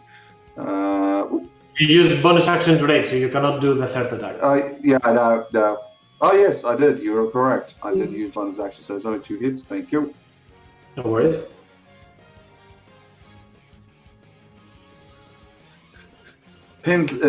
Piddling roll. Because I have a feeling somebody's stealing my rolls. It's somebody who there should be also a plus 2, right? On your... already. It's been included there as well. It's not on the mace. It just says. Okay, the mice. Yeah, the mice need. That's 16. Okay. I have a marker for your rage if you want to do it automatically. I'll give it to you next time because it is a little bit of a pain to add it right now, but yeah. No worries. I made like Mace Rage, Hand Axe Rage, so yeah. I already did all the work of those ones. Your turn. Do you look at it or not?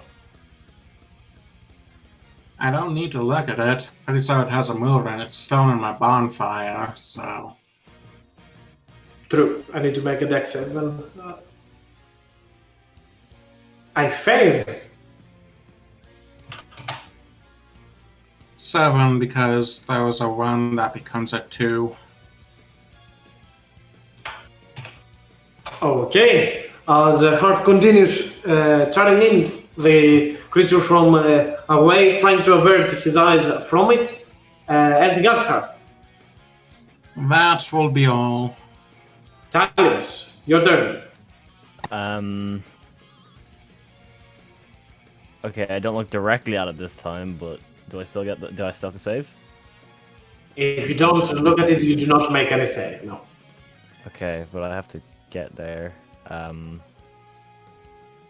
Guess I'll work my way over and the usual booming blade, if possible. How about Look it? at his crit roll. Damn it. 17 hits. Pick. Whoosh. Damn, dude. And I didn't do this last time, but bonus action, hit again with a regular attack. That hits. Oh, sorry, 10. 10. That twice. As Talius moves forward and wreathes his blade with magical energy as he strikes once, then swings around and cuts the creature a second time before he makes quite finesse backdrop as he looks back onto the ground to see where he's landing. As Valen, your turn. So I have line of sight to the basilisk right now. But does that... Technically you don't, because that's wrong. That's what I was about to ask, yes. Throw a curveball. I mean, if you want, depends on what you want to do. If you want to attack it or anything, you'll have to move a little bit, and then you will probably see the eyes of the creature. I'm not sure exactly what you want to do. I just wanted to verify that could I hit it or not, but it's I'm gonna step behind Madeline, very carefully, standing behind her with my hand on one shoulder behind her, and I'm going to kind of lean out. And do I have to make a save? Do you look at the creature or do you have to your eyes? Because you did hear the others, and I'm looking in his general direction, but not directly at it. Yes, you need to make a save. Alrighty, con save. Yes. Oh boy, here we go. 15. Yay! And yep, that is enough, Valen. So you're not affected by its gaze. All right, I was just letting the chat resolve. Okay, and then I'm gonna zap it. Is that a disadvantage for a blast? You can move. You can move to Madeline Square and make the attack. You will be out of the creature's reach. So yeah. But it's no disadvantage. Okay, is cool. what I mean. For example, strikes. And then a second one, just while I'm going. Pzow! 13. How do you want to do this, Valen? 14. Nice. I literally am leaning around Madeline, using her as some type of meat shield, and I lash out, and the bolt of radiance lashes out. Because it's force, it takes a little bit of a stagger backwards, and then the second impact strikes it just in the right spot, and with a mighty flump, he falls over. Down goes the basilisk as you sigh over there with a statue of that dwarf. No. Jerkle, and still enraged, will start chopping at the basilisk and chop its head off before getting out of rage. Just continue. You just hear thickening thumps as two axes go to work onto the carcass. Okay.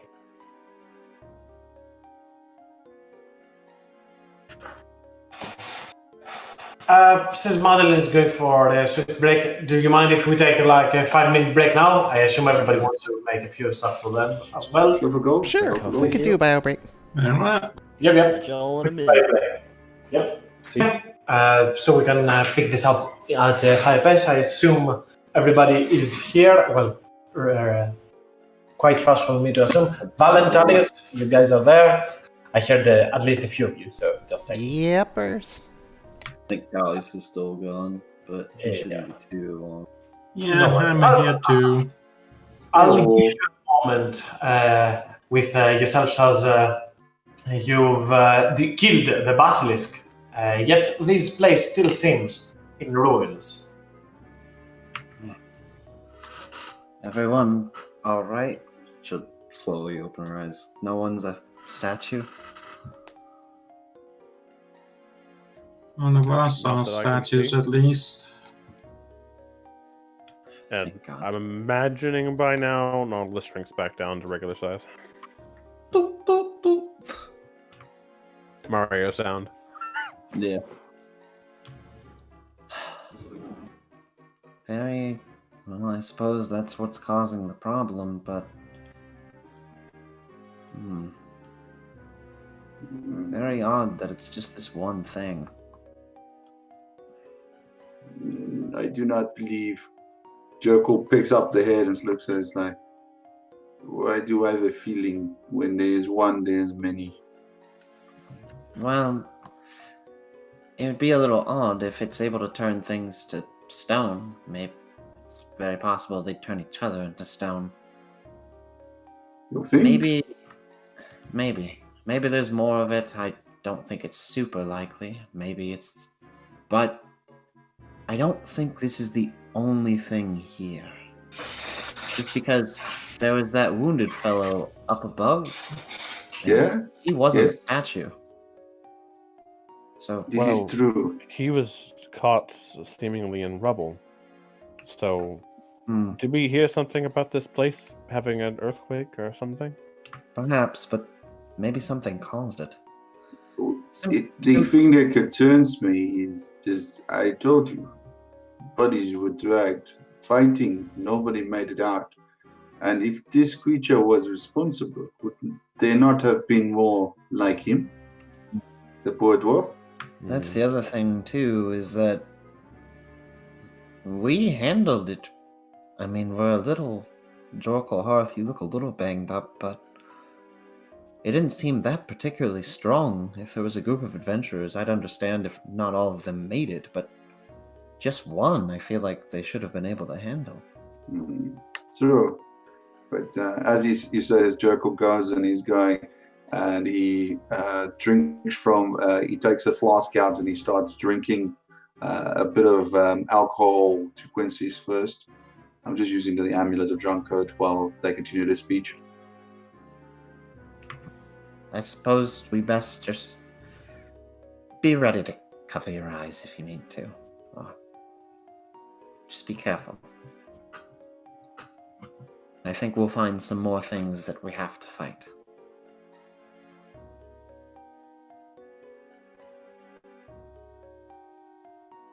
I'm on that. Well, I should try and be more quiet. Do you think the small one over there could be saved? I don't know if that's in our capabilities. Well, at least we know where he is, and he will not be going nowhere. That's Can we move him? Or is he? Or how much does he weigh as stone? I'm imagining a lot. Believe 5 times his normal weight when you're petrified. and then we accidentally push him over. Jerko can actually technically move him, which is not an issue because of bear totem. Well, 10 times their normal weight. So a dwarf that probably weighs about 300 pounds with his gear and all that stuff now is 3,000 pounds. I do not believe, Jorko, you're able to move that. I don't think so. I think your carrying capacity is doubled. That still makes it not free that much. just do a deadlift, bro. But just FYI, I'm carrying basically Witcher style, carrying the head with me of that basilisk. Okay. I'm gonna milk that teeth later. Nautilus, if you want, just because it might be a bit safer if we're not all looking, so someone's there. She'll kind of like offer her tail. If you want to close your eyes and just hold on, just in case we do see another one. Well, I think I have something to combat this effect, but it's a one-time deal, I think. Well, either way, don't be afraid to. And Sho will retract the tail and start moving forward. Shall we go on? I shall take point. With a quick look, as Jorkul, you take a quick look around to the lower parts, and you'll find more miners as the dwarf in there that have been either beaten and cut in half, or just turned into structure. I'll put a few extra, just so you get the idea. But so the dwarves even turn. So some of them have been turned to stone, and others have been slashed and killed and then turned to stone, or yes, just turned to stone and broken. Some of them have been turned to stone. Others were killed before they turned into stone. However, one thing is for certain, as you look towards this whole collapse, whatever that is, doesn't seem to have started off from here. You probably see a small tunnel over there that reveals where the basilisk came from, but the whole collapse doesn't seem to originate from that point. Yeah. So it definitely looks like these people were cut in half by the basilisk and nothing else. Mm-hmm. Okay. There's another one here. We might need to. Do you think the priestesses have some way of bringing them back? Perhaps, but we can't really move them at the moment, and I think there's a bit more to it. It is most probably safer for them to stand where they are. I mean, nobody likes to eat rocks except these creatures, most possibly.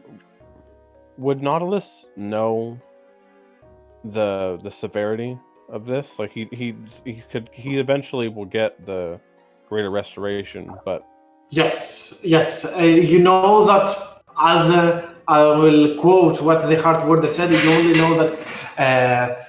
You need divine powers to break off that effect, comparable to the Celestials. So, yeah, greater restoration. Nautilus would turn to the group and say, these people, these dwarfs, they would need a spell. They would need the same spell we do for our curses to be even returned to normal. Well, if that's the case, Nautilus, then maybe you should keep your eyes closed. I believe you're the only one that can use that scroll, just in case one of us goes. Are you sure about this, Nautilus? Yes.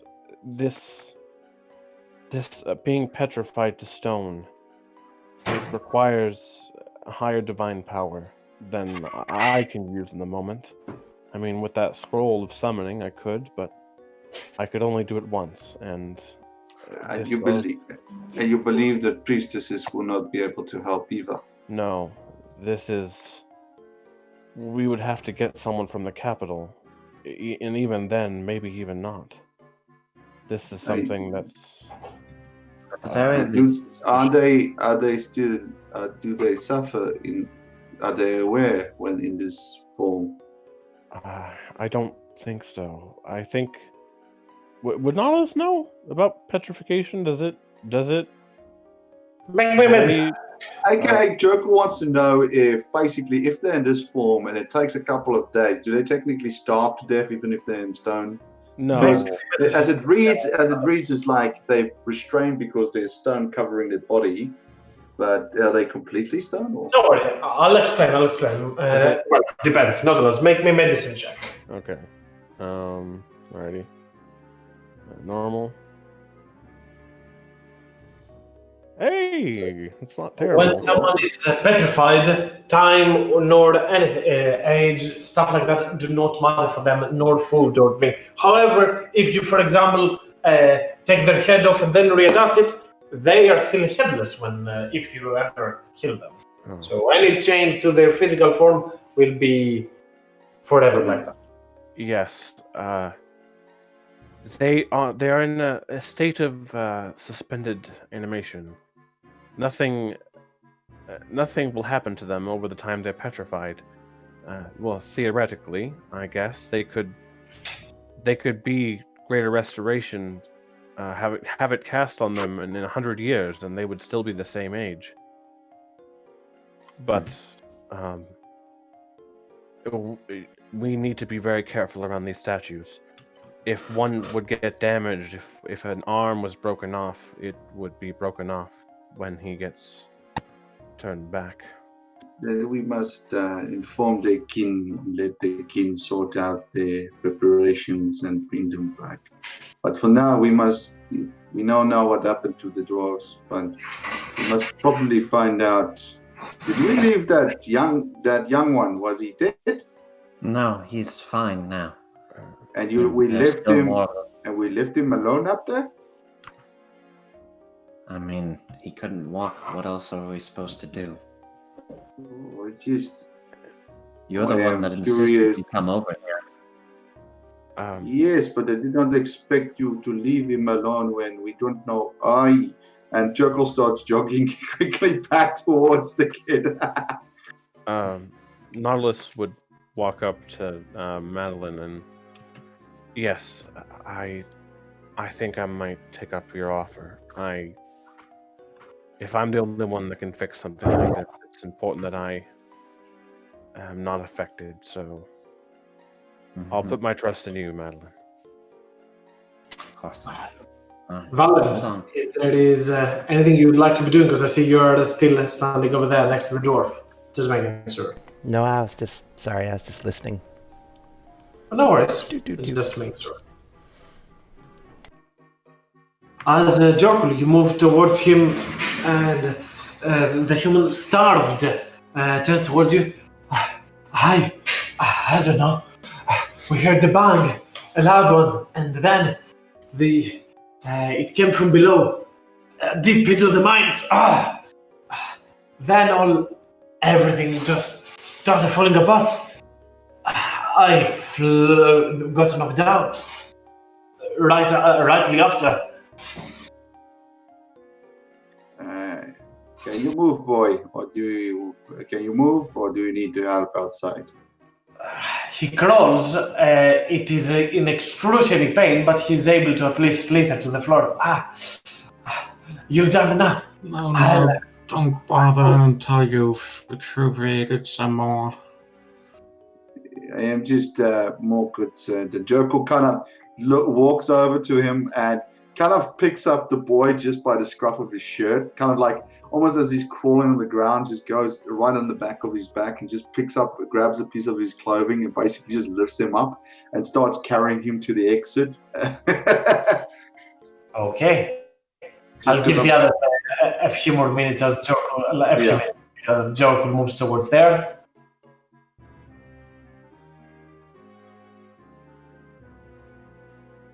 I've got nothing myself.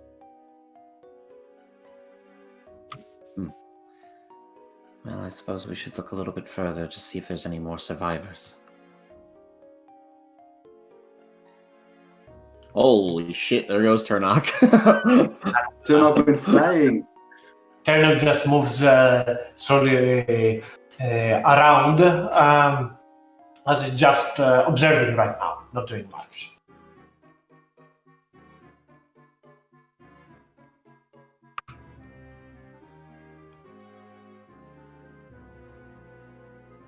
I think Madeline would kind of want to just like take a moment to listen in to see if she hears anything, like other than just like the silence of the cave. Make me a perception check. I mean, I have my eyes closed. Can I help with the hearing? I mean, I'm gonna. Press your head against mine. Double Well- hearing. Well, no, not that. I just mean like I'm not focusing on sight at the moment, so I can. Not really something, no, Madeline. However, you do hear like something is moving below. Something is crawling into the earth. Watch your feet. There's something beneath us. It could be another one of those things. Or something else. It turns out to be a worm. They're haunting me and Belle and Lawrence. This is concerning. They're far from home. Where's your little one, Madeline? Where's the flying one? He's Flaps its wings over there. There, and goes on to speak in common. There, up ahead, I see a cart.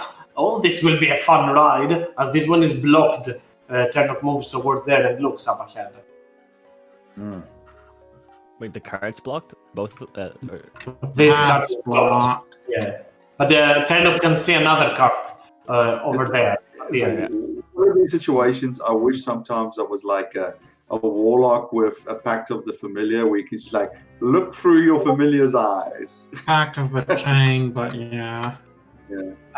Hearth, as you look towards there, as you went a little bit down below, you see at the very end of this corridor, you see a hole, an opening down on the ground. It's something hard. Just a hole. Potentially something more of those things could use. I shall crawl closer. I shall use the shadows. Yes. No Jack need. will- No need. I believe we're going the other way, anyways. You sure? Should we not check if there are survivors over here?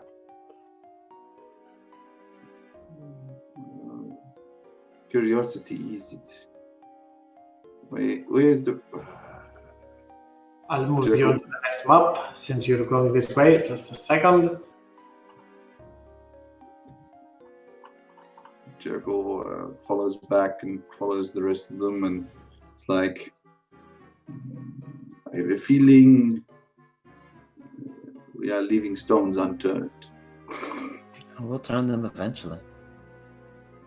This is also true. Put you onto the map as you move up ahead, and Talius, you see in front of you just another cart that stands next to you. A little bit coated in some sort of slime, as the Turnok is flapping its wings above it. This one should be fun. There's a whole lot of slime on it, Turnok, and I don't know about you, but I don't want to be sitting in slime. Nah. It'll be a fun walk. Like Nickelodeon slime. I'm cleaning it. The slime doesn't wither, as Hearth, you're using your magic onto it. It doesn't clean. Is this similar to when we killed that thing where I got my lighthouse eyes? Is it like a similar kind of slime, I guess? No, not at all. Okay. No. Let's poke it. I'm nervous to touch it. This is curious. I do not touch things that we do not know what they would do. Why would this be covered in slime? Really I gross, don't know, if but you I ask me. ain't touching that. If it's resistant to my magic, I don't know what it would actually do with skin contact. Turn up! Ah? Turnok flies up into the air. What? Do you know what that slime is? Does it taste good? Tell me. Turnok, you don't have to eat it. I don't know what it tastes like, but it looks delicious. Monarch, I'm. Well, if the little one wants us to eat it, then I'm definitely not going to eat it. Let us continue. You don't have the stomach for it. Turnok, last time you got somebody to eat ooze, they got light out of their eyes. That was hilarious. True, Turnok, but I'm not really in a joking mood lately. I kind of am. Don't encourage him. Hey, I'm starting to like the guy. Well, cross it.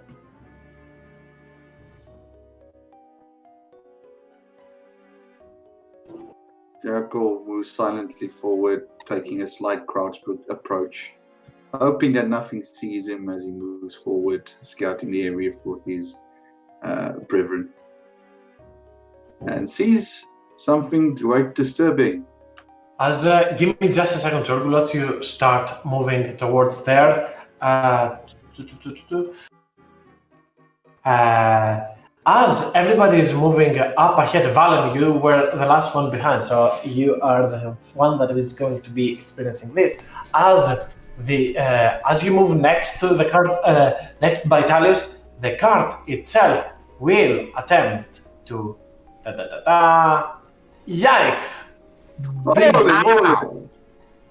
As I'm give dead. Me just a second, because Of this is course it's a freaking. Of course it's a mimic. Mimic cart! I nearly jumped in that thing. I was slimy, I'd be in there. I was standing there in the slime on the cart, and I'm going. I should make some kind of joke about, a guy walks into the bar and he's like, "Why do you carry a weapon?" Because there could be mimics around. The bartender laughs, I laugh, and the table The laughs. table Yes. because Alan instantly surprised as the table opened its mouth and sends its tongue against you as it strikes. And this is not a lot of points of damage, 6 of that. However, you are instantly grappled by it, subjected to the adhesive trait, and this is why it was unable to be disguised. So with that, I would like some initiatives, as the creature will also be taking you for the ride, Valen. Fun times.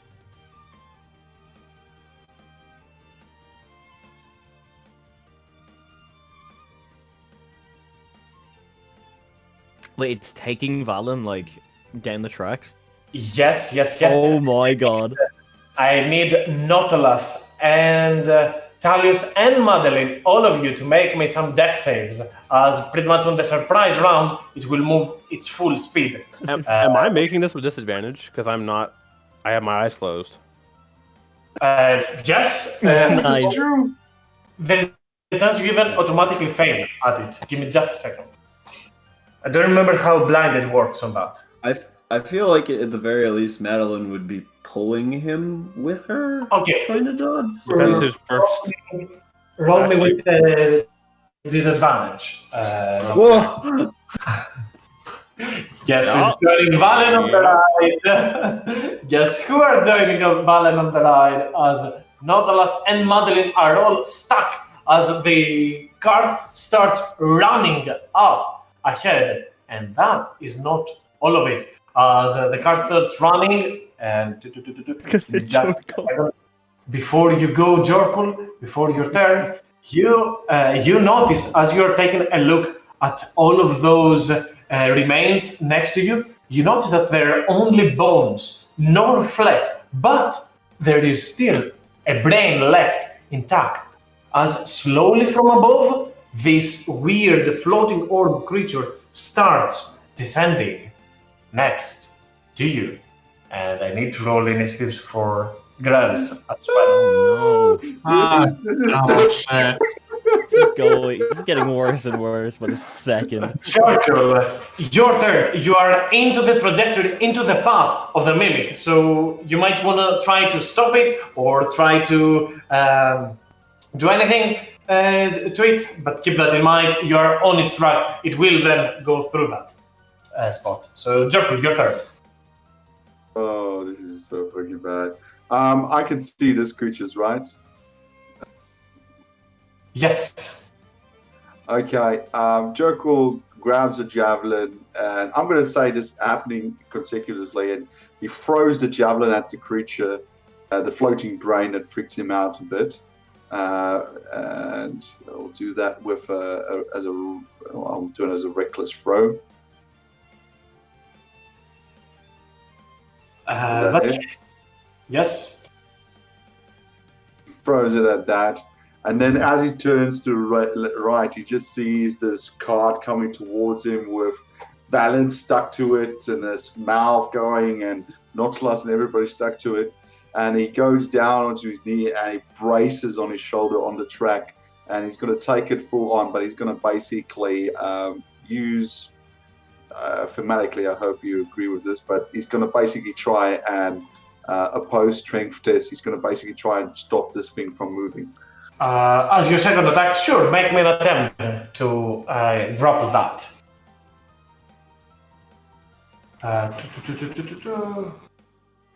Okay. So make me an athletics check, Jorkul. Oh, that's the same roll. Okay, I need to roll a strength for that as well. Nope, you are not able to stop it onto its path. As you try to do so, however, you are automatically grappled by it. So the moment you touch onto it, you are stuck on that as well, as it will be taking you as well with the move. What a fun ride that will be. And I have to say, when the GM freaking rolls a 19 for the fucking mimic. Hey, I made the mimic card. Let it be. Let it be cool. This is great. But yeah, next up, Madeline, your turn.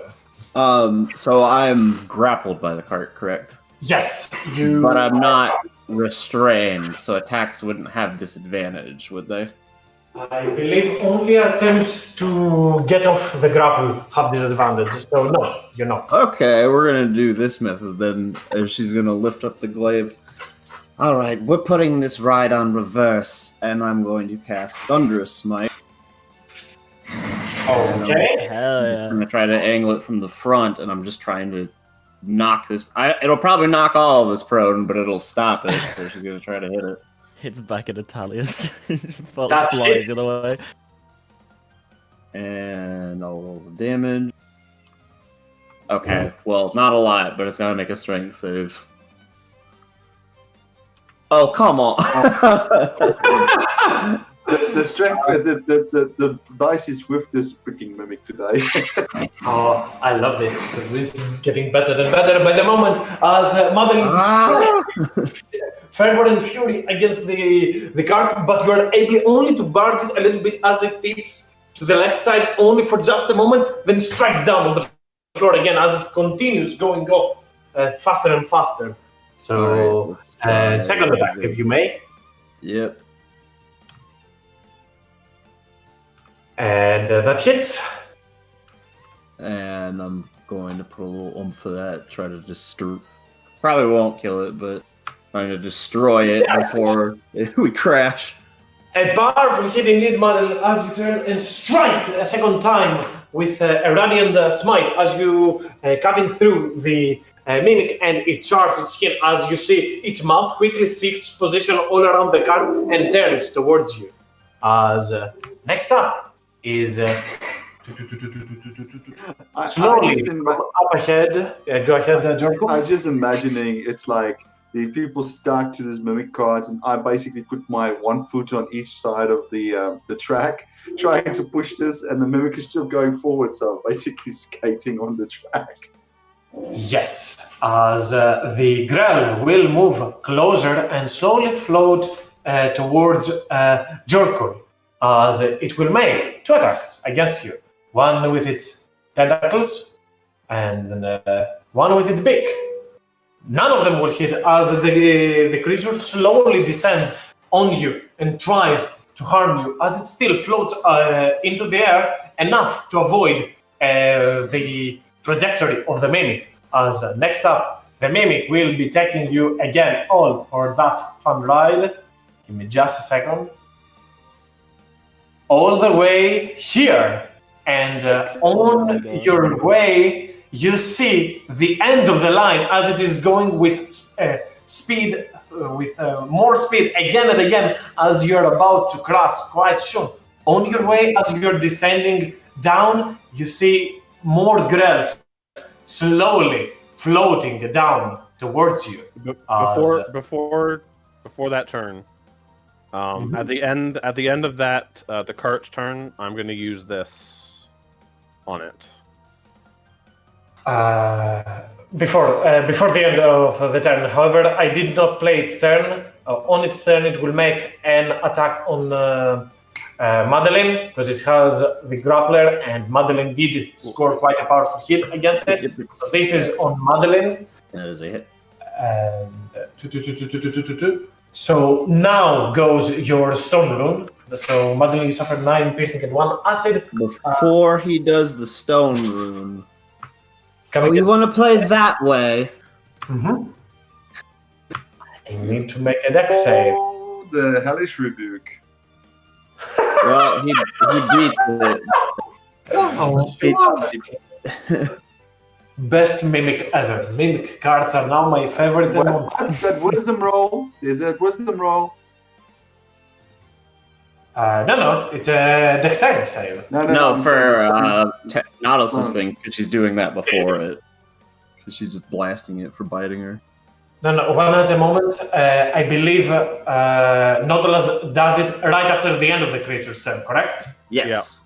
It would go after me. Now I'm subjected to that. By you, the creature has a speed of 0. It is incapacitated.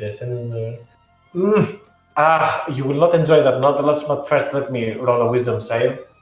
Damn it! Doesn't matter. This Mimic is the fucking boss. As next up, we have a Grell over there that will slowly ascend towards you, Madeline. And now, Madeline, sadly, you are grappled. Not grappled. Well, you are grappled, but you are also flanked by those creatures. With advantage, the Grell will attempt to strike you with its tentacles. Mm-hmm. And once it does so, you suffer 10 points of piercing damage, and you need to make a con save against poison. Yep. I believe you have advantage from the Necklace of Adaptation, but I'm not sure on that. Check on that. Let's see.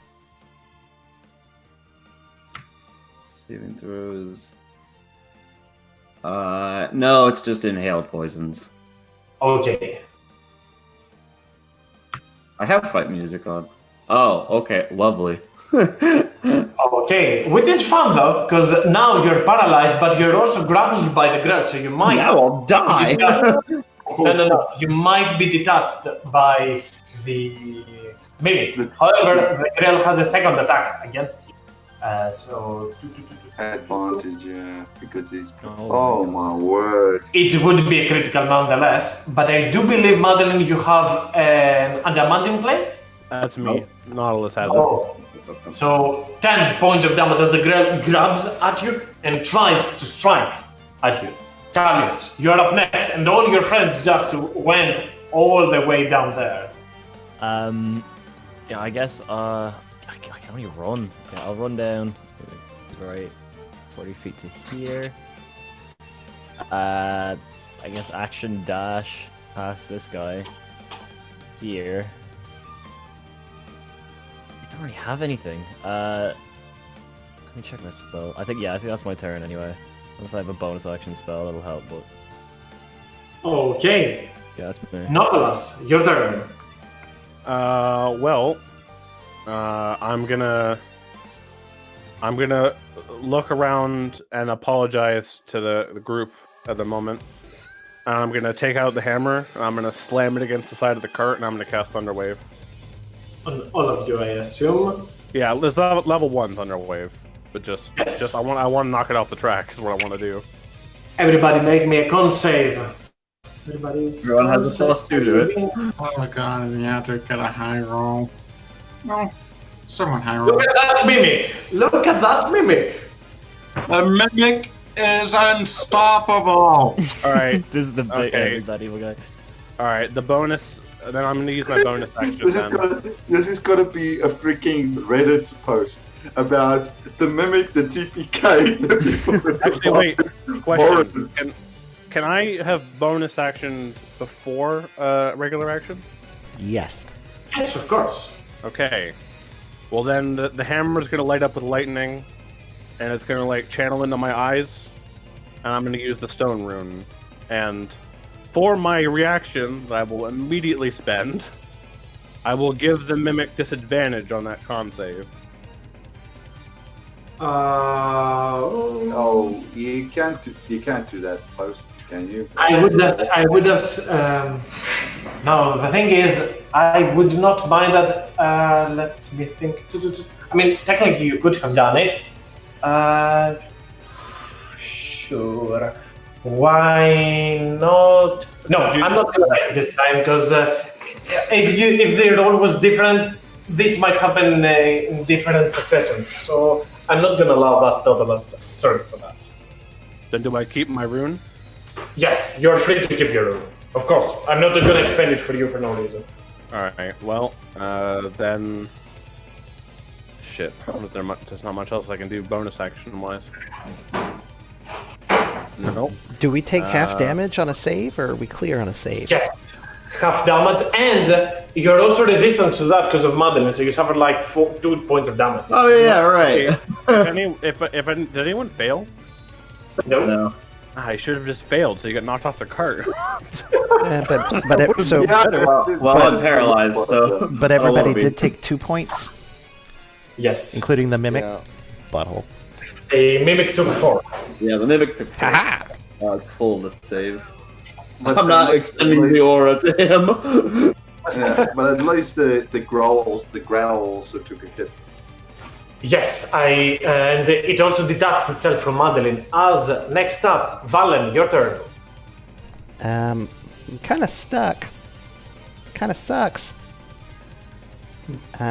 Get loose, man. Get loose. I'm just gonna lean down into the mimic. I'm gonna find what I think is his ear, and I'm gonna say, "Stop."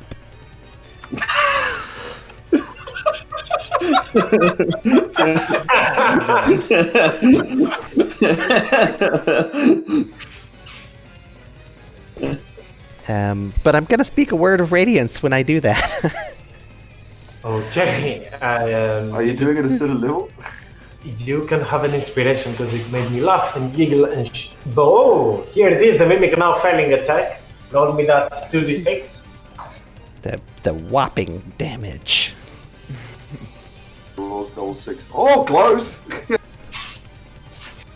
10 points of damage. That will not yet, but soon make the mimic bloody as you speak a few words of power and you charge the mimic next to you. Anything else, Valen? That'll be it for me. I'm done. Okay, Harp, your turn. Okay. I am going to dash all the way down here, and I'm just keep muttering shit as I'm running. That's my turn. And next up, this Grell will slowly descend down, and if I remember correctly, they are quite intelligent. Yes, it will see that these creatures probably have no much hope and will start moving towards you. So first, without coming in melee range, Hearth, it will try to use its tentacles against you. Oh my! Oh my! The rolls today. I make a dex save. We should have left this for the other adventurers. Fuck 'em. Make me a con save. Using my inspiration, I'm already bumped. Do you want to roll his success? Oh, he succeeded. Never mind. I thought. Badly. It's a DC 11. Come on. As the Grell then will move around closer to Talius and will attempt a big attack onto him. There is something wrong. This is a 13, but does not hit either way. As the Grell will then move backwards and float up over there. Talius, you can make an opportunity attack. Yes. And Jorkul, your turn. 14 hits. Oh, okay. Jorkul, your turn. Jerkle for his one attack is going to take as he's sliding, he basically takes out his great axe and he slams it onto the mimic, and then he basically braces himself like previously for his second attack and tries to stop it from moving. Acceptable? Sure. Make me an attempt to grapple, like you're trying to stop it, correct? Yeah, sure. Let's try and see if I can stop it. Make me an attempt. Oppose the Fredericks.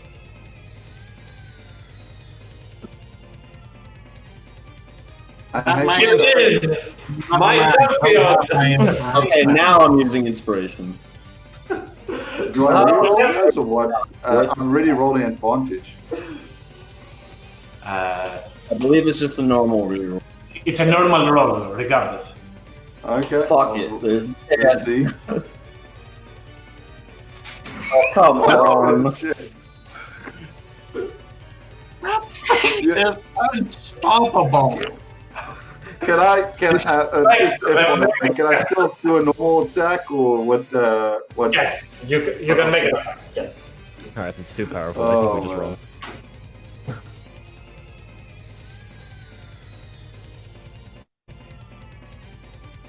Go ahead, Jorkul.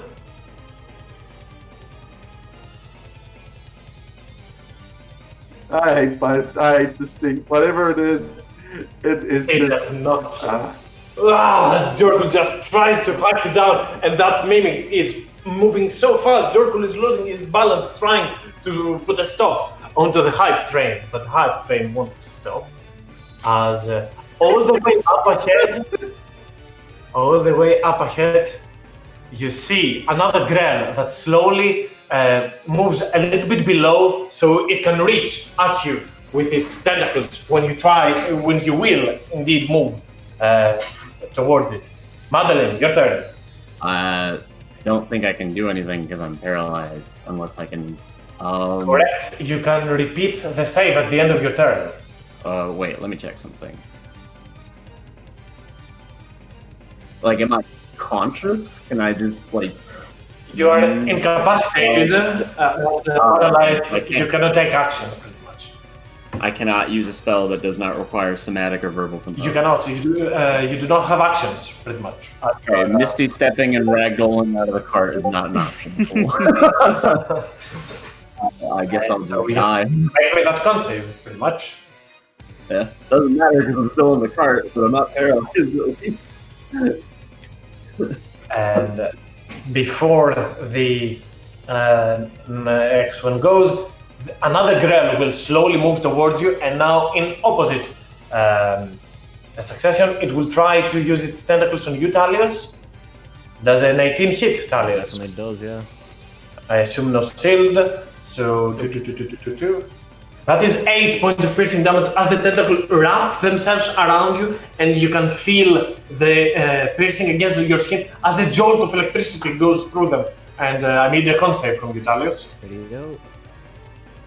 Ooh.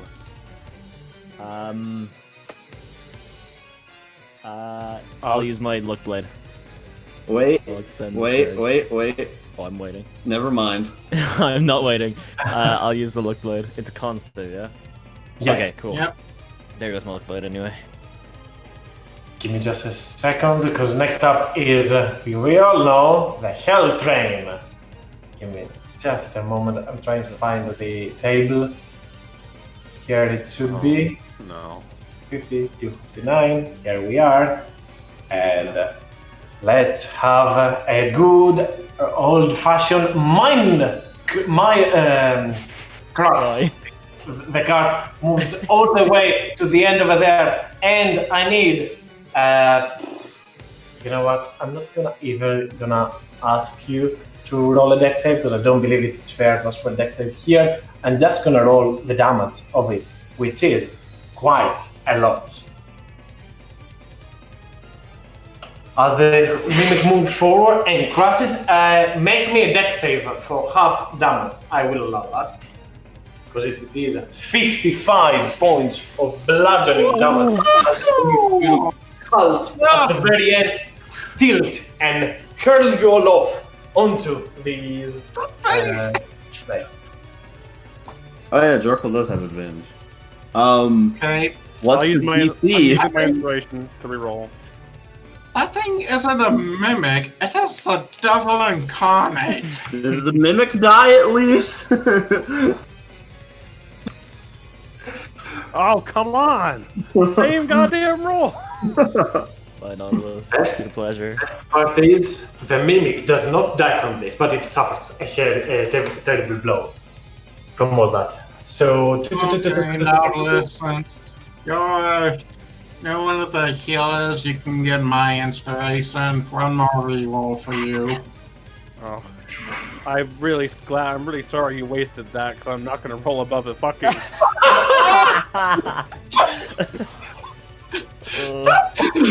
as the mimic flies again, there.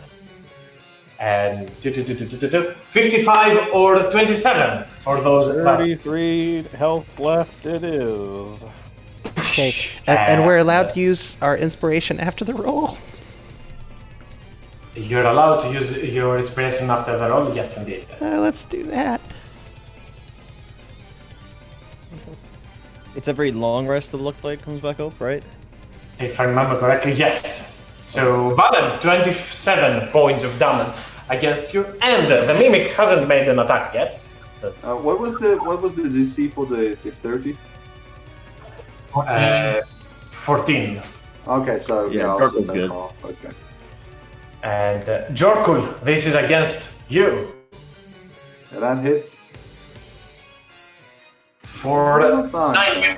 5 acid as the mimic shifts and bites. So the mimic, did the mimic do a dash or did it do like dash hit and No. attack as This well? is the movement of the card, pretty much. The mimic is taking an action and is moving as part of the card. Oh, gotcha. Oh, that, thanks, mate. Thanks for that. Oh, I forgot to make the Grell attack. Never mind. There is one more Grell over there that will turn towards Talius and try to strike at him as well. There's a 16. Yeah, that hits. Again, it wraps around your arms and starts to jolt you with electricity. Make me a con save, Talius. That'll do. Gotcha. You are fine as the Grell will move in. You know what? It will not move in. It will still float in the air as it does, barely within its reach to strike at you. Talius, your turn. Okay, I'm going to run forward, booming blade. This guy. Oof, a good hit. Does not hit. Okay, for that miss, I'll just come back again and do a bonus action attack. Yep, That hits. 9 damage. I want to leave As Hearth. Not really. You jump up and down again and again, trying to strike at the creature. You jump the first time and swing with the blade as the creature takes its tentacles back. The second time you jump onto the other side towards Heart and strike the brain from behind as it squawks against you. Ah! And what is left? What's next, Talius? I just moved 10 feet out of the way for Hearth, and that's my turn. Okay. Nautilus, your turn. After doing the old cartoon or anime spit blood as I've hit the wall, I'm gonna. Can I reach Madeline from here? I mean, I don't have you on hex grids, so give me just a second. Yeah, you're able to reach her. Okay, I'm gonna look towards Jorkul and Valen and just say, I took this damage from the cart. It doesn't get to her. And I'm gonna reach out and cast the good old life transference again. Oh my god. Oh, that's a lot of damage for you. Did you hide on a track or? Yes, I did. Well, it's You're so down, aren't you? no, I'm not down. I have 33 health left. Whoa, that was close. Oof. As you grab onto yourself, and then as you touch yourself, and lightning comes right out of your hands and creates a globe of energy that you send towards Madeline. And as a jolt of electricity, it pumps you right back up, Madeline, with 48 hit points. Anything else, Nautilus? Well, pretty close to death at the moment. You gotta blow her a kiss or something. Come on. Yeah, dude. Well, you I'm did not a in a- her magic- first. You did a I'm not a- magic thing, man. Yeah, no, I'm gonna. Hold on, I gotta. What is it? I took how much damage? 24? 24, so you have 90 points. I have how many? Say again? 9. Okay. Alright, I'm gonna bonus action activate the storm rune now. Definitely. Okay, after you do that, Nautilus, you raise your weapon and invoke the rune, and it sparks with lightning. As Valen, your turn. Is the mimic still alive? Yes, Oh, it's yeah. a very powerful Just- blow, but it is Just still want alive. to make sure. I'm just gonna lean in on it one more time and say, I did not give consent to this touching.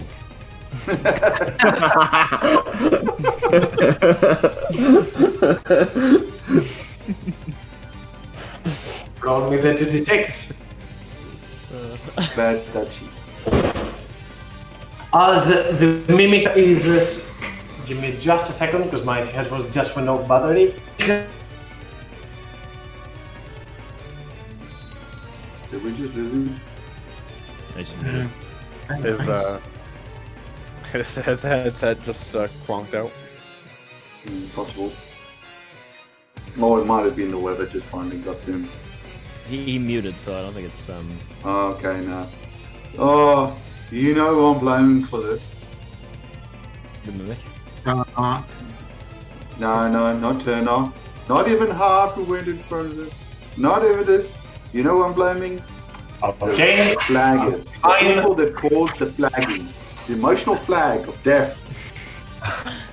So, Valen, as you speak those words of power, you tear the mimic down, and as it shrieks and in pain, you do not hear words, or it's just you hear this non-stopping babble as its mouth widens up, but it is not dead yet.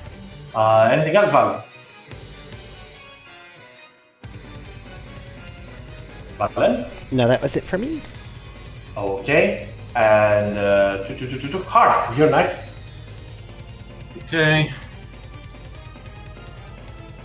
I've got an idea to get rid of a good portion of our problems, so I'm going to take an opportunity attack, so hopefully I don't end up getting paralyzed.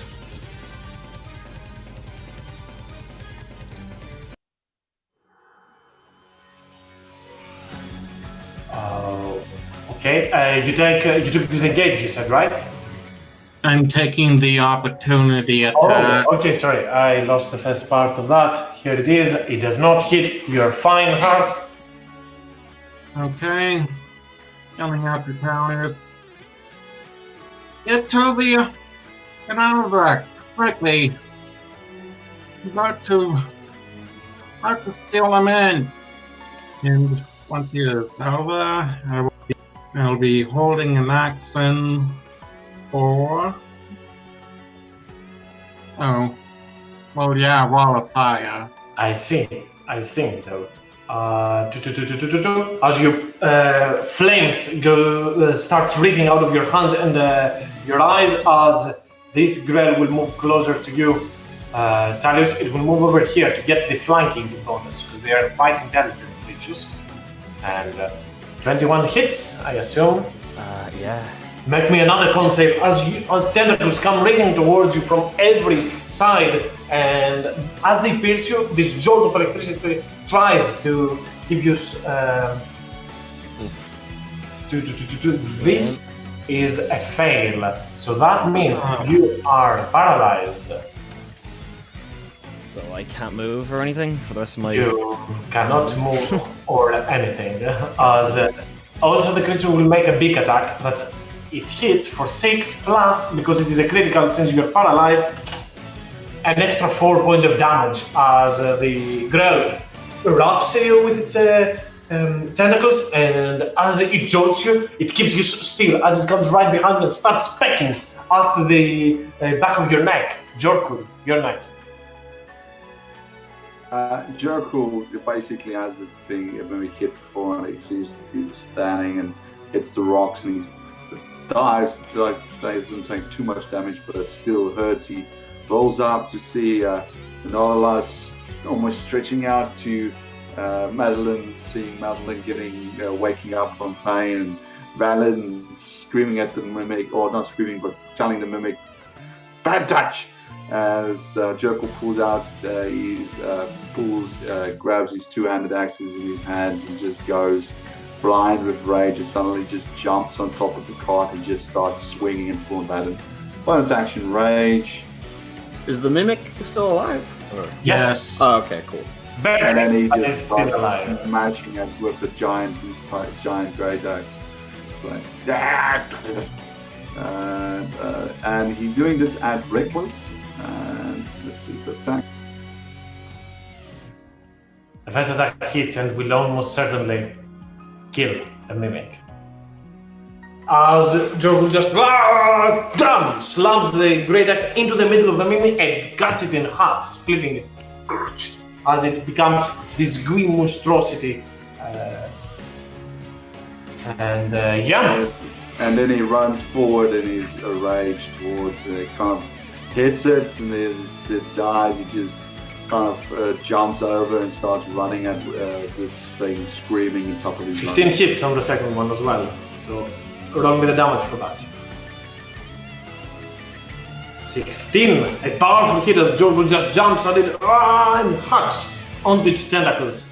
Next up, this one will, in return to that, try to strike you with its tentacles, and it will not hit. So given that you are quite potent and powerful, it will fly a little bit further, all the way up to 30 feet. Given that it was already hovering and you needed to make a jump for the attack, you cannot take an opportunity attack onto that. As Madeline, your turn. And she'll spend half her movement getting up, kind of using Nautilus as support, as well as giving him 25 points of lay on hands. Could have killed yourself with that. But, so yeah, Nautilus heals by 25. She's You can going to go ahead and move. get up, and just, that was her action, so she's just gonna hold her glaive at the ready for this thing if it comes at her. That is her turn. Okay, as the other Grell will slowly surround Talios, and given now that he's still under the effects of this paralysis, they will all take the advantage of that.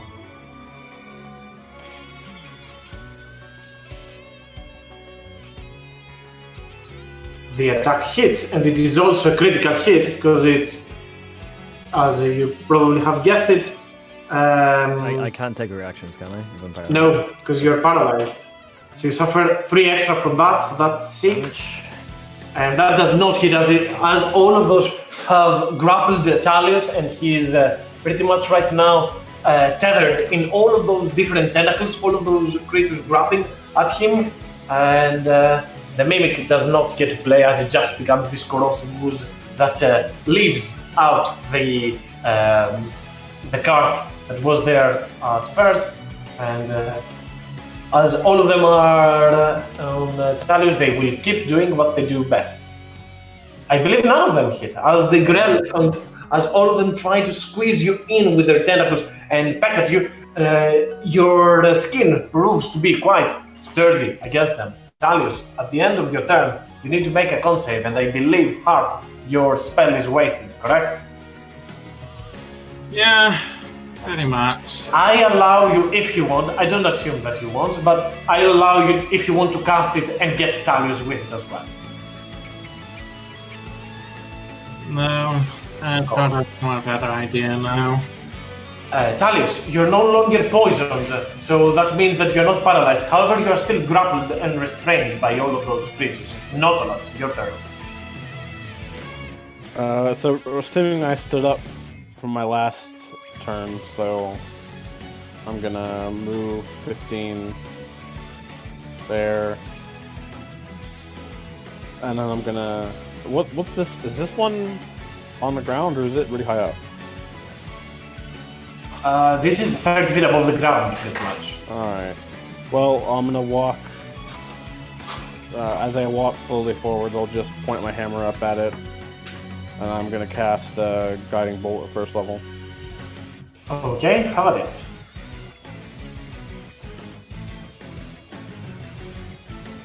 That hits, and a very, very powerful one as you gather energy onto your mace and then hurl it towards it as it strikes with a bright blue energy sphere against it and coats its skin and its vulnerable bones. Anything else? Nope, I think I still have 5 more feet, so I'm gonna move further this way. Oh, Valen! Oh, did Valen just go off? No, right at his turn. There's apple time. I'll wait a little bit if you might return. Scarf, go ahead and take your turn. I need to. Wasn't that Baron you were talking with Apple? No, that was I believe it was Mother, right? Yeah, no, I was an impression. Oh, well done. Almost got me there. Hearth, go ahead and play your turn. I'll give Valen a chance right after. Okay.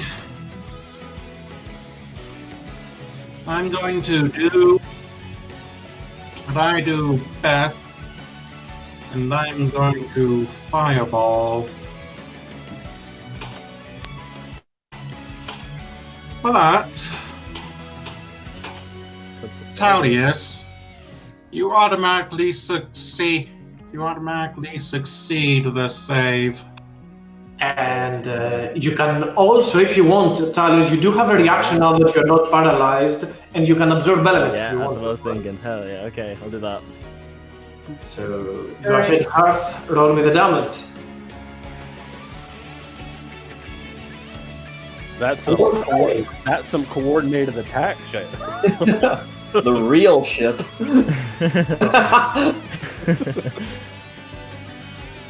So that means Talius suffers 8 points of damage, and you do have an addition as a power strike as Hearth takes a step back and blasts all those grells with fire as all of them are injured very badly.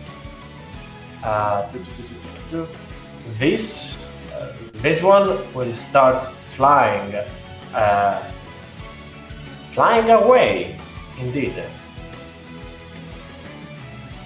And you can see that, not towards there, to the back, as they start all flying up into there. I guess it can move over there since it is also taking it to the skies. Not really, Talius, because they are already up from you, 10 feet away. So they are already out of reach. You need to jump to... Oh, guess that's the same for me then. Yes. Jorkul, your turn.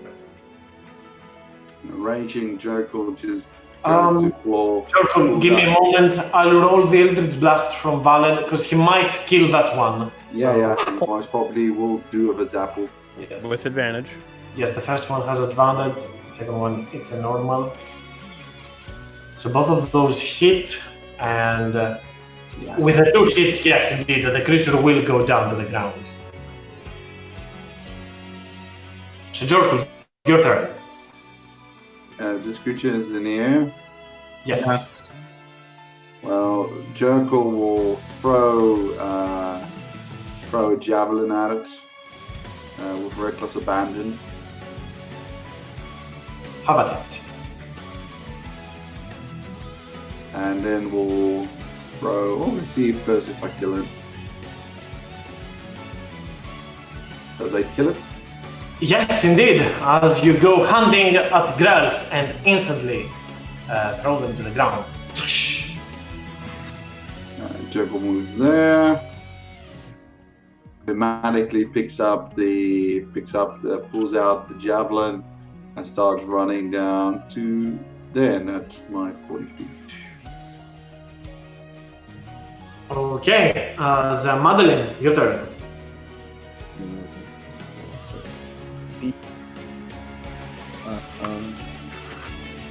And I don't see anything, so let's just dash. Get right over there. Oh, dear Talius, and that is her turn. The other Grell, now still holding on to Talius but quite damaged, will as well try to fly away, taking as well a dash action, moving above all of you as it tries to go deeper inside. And I assume the other Grell will do the same thing. Yep, that will be its turn. As both of those start moving away, Talius, you're free from any grapple, and those Grells are trying to make their escape. Alright, we'll move that. Move 40 feet this way. And I'll shoot off a. What's it? I can't remember the name of the spell. Ray of Frost at the. What's the name? The one on the right, like the one up above. Loosh. Oh, not good. 9 will not hit as Talius. You try to strike this Grell, however, it floats and sidesteps your beam. Question. Yes? Can I take out a dagger and throw one as part of my bonus action attack? Yes, you can make a weapon attack. Yeah, Doesn't I'll do matter. exactly that then. However, it will be a disadvantage because they are on long range, pretty much. Okay. It's fine. Give it a go anyway. Question: Can I? Hits. I was gonna try and say something before. No, I guess it doesn't really matter. That doesn't matter, it's good. You wanted to give advantage to Talius. I was gonna try and do it for his Ray of Frost before, but he said it too fast. Again, I'm sorry about that.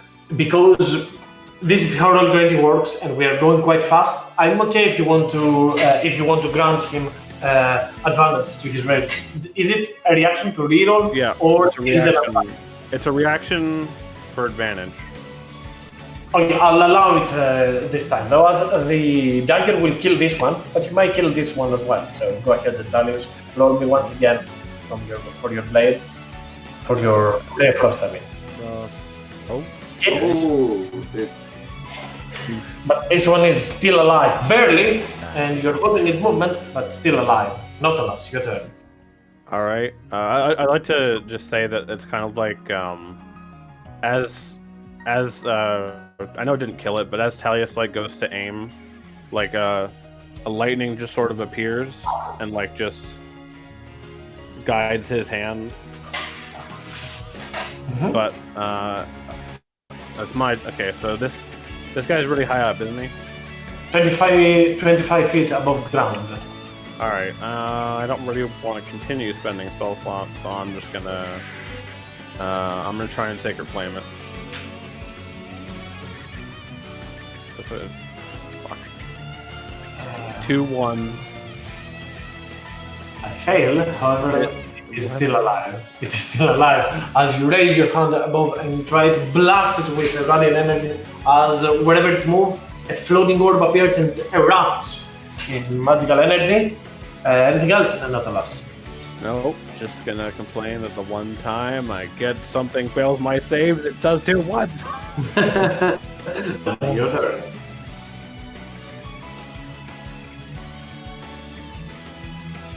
Okay. Yeah. Go ahead. I was looking. I can see this one Grell that has the red dot. Yes. Indeed. Zapple it into oblivion.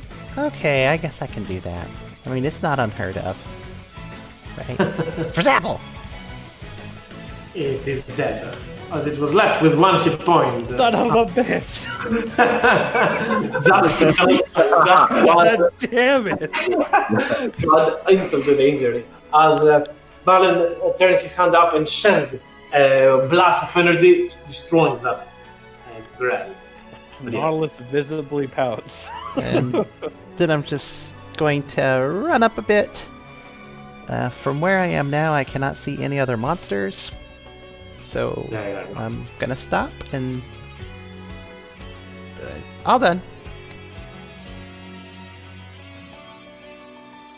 Yeah, as you look around and pretty much not many or anything remains, as Ternok has already fly towards there, and I'll drop initiatives as Ternok starts laughing. That was so funny! Do it again! Do it again! Tarnok, you have 5 seconds to get out of here before I blast you back to the abyss. Ah! I'm gonna also do second wind. Damn, dude. The ones are just Yep. keeping coming. If I get one on my second when I'm leaving. oh, okay. Technically, you didn't. Okay. I'm okay. It's alright. I won't. Oh, this is harsh, You man. rolled higher than me. Well, Can Jerko check these? These bones have been cleansed Again, of they- flesh and such. These grells consume everything but the bones and the brains, leaving only exposed skulls with brains in this particular place. Does it look fresh? The blood, no, it looks like it's been some time down below the floor. And the brain's probably rotten as well? Probably yes. Okay, so this is probably not the... These are not the people we are looking for. These rocks here, are they movable? They look off. No, not really. No, I just want to block that path as well. As you realize that in here there was the original collapse of this cave. As tempted as we are to move all the rocks, why don't we take a moment? Can we take If a you moment needed. somewhere else and not just maybe take a moment at the entrance of the cave? I feel We'll be fine. with this uncomfortable level. about it. I'd like to move off these railroads. I agree. Okay.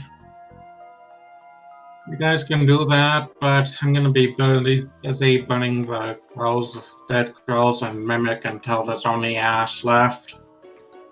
As I said, the mimic pretty much is almost like a nose, like a cell, a slime on top of a normal cart. There is a cart that is obviously broken after that crash, but there is also the slime that is the mimic. Burning them all anyways. I hate that thing. How are the rest of you holding? And one by one, they become charred.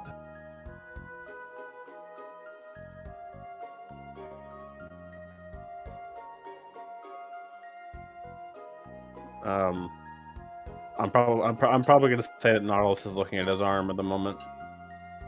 Again, as it sparks with more lightning. You alright? Yeah. Yes, I think I'm all right. Did you- Huh? Sorry. Your arm. It's nothing. Some of the lightning is just sort of lingering. It's fine. Take a look. Maybe. He sees that he's a bit hesitant for a second, but he'll take off the gauntlet and sort of pull up the sleeve, and you'll see a long, like, it's not like You probably need to search it up to know what it looks like. But if you ever seen someone who survived a lightning strike in real life, Yeah. like it sounded like a tree. It looks like a tree has scarred its way onto its skin. That's what you see on his wrist and going up underneath his armor. She'll just kind of like roll it for a second. Does this happen all the time? Well, it only happens when I use a certain spell. I used it on Jorkul in the temple, if you remember. Did you use it on me? Fortunately, I guess. Yes, I did. I'm very sorry. It's fine. No, it's what I'm here for. So, just hold it for a while. Alright, just don't destroy yourself over me. Or us.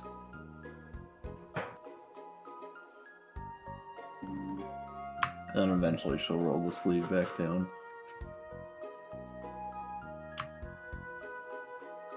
Are you fine other than that? Yes, I think I'm okay. It's just, that was a bit of a surprise. No. Yeah, it was.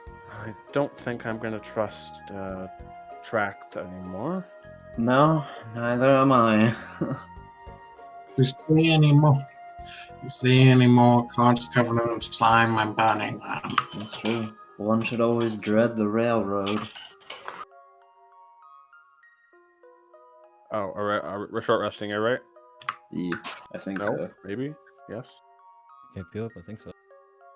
Alright, so I think that's hit dice time. Hey guys, there's something happening over here. Oh, shit. Maybe it is Oh, it short ain't. rest time. Oh, It okay, is maybe short it's not. Never mind. Possibly. What are you talking about, Valen? Valen is practically spinning in circles, looking at Calm the down, air. man. Why are you looking around so crazy? Alright there, amigo. There's something going on here. What do you mean going on here? What do you see? Something or some things keeps flashing by. And you would notice that Valen's eyes are glowing. Oh my god, they are.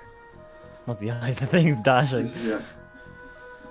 So you're saying there's something in here that isn't here. I do not like this. I do not like the Whatever. unnatural. Whatever it is incredibly fast.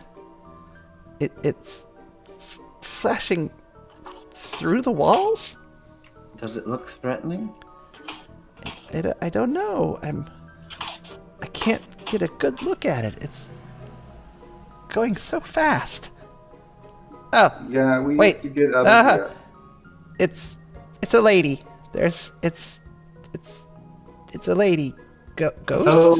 Though it looks like a lady, keep in mind this is pretty much the ghost of a miner. Oh, You can, okay, ghost of a miner. It's a miner lady. Hey, woman can One be of the miners. people Why that- not? Yeah, is it one of the people that died? I kind of have a bad experience with ghosts, so can we just go somewhere else? I agree with Rich. I don't like things I can't see, and ghost is definitely nothing I can see. I would just like to.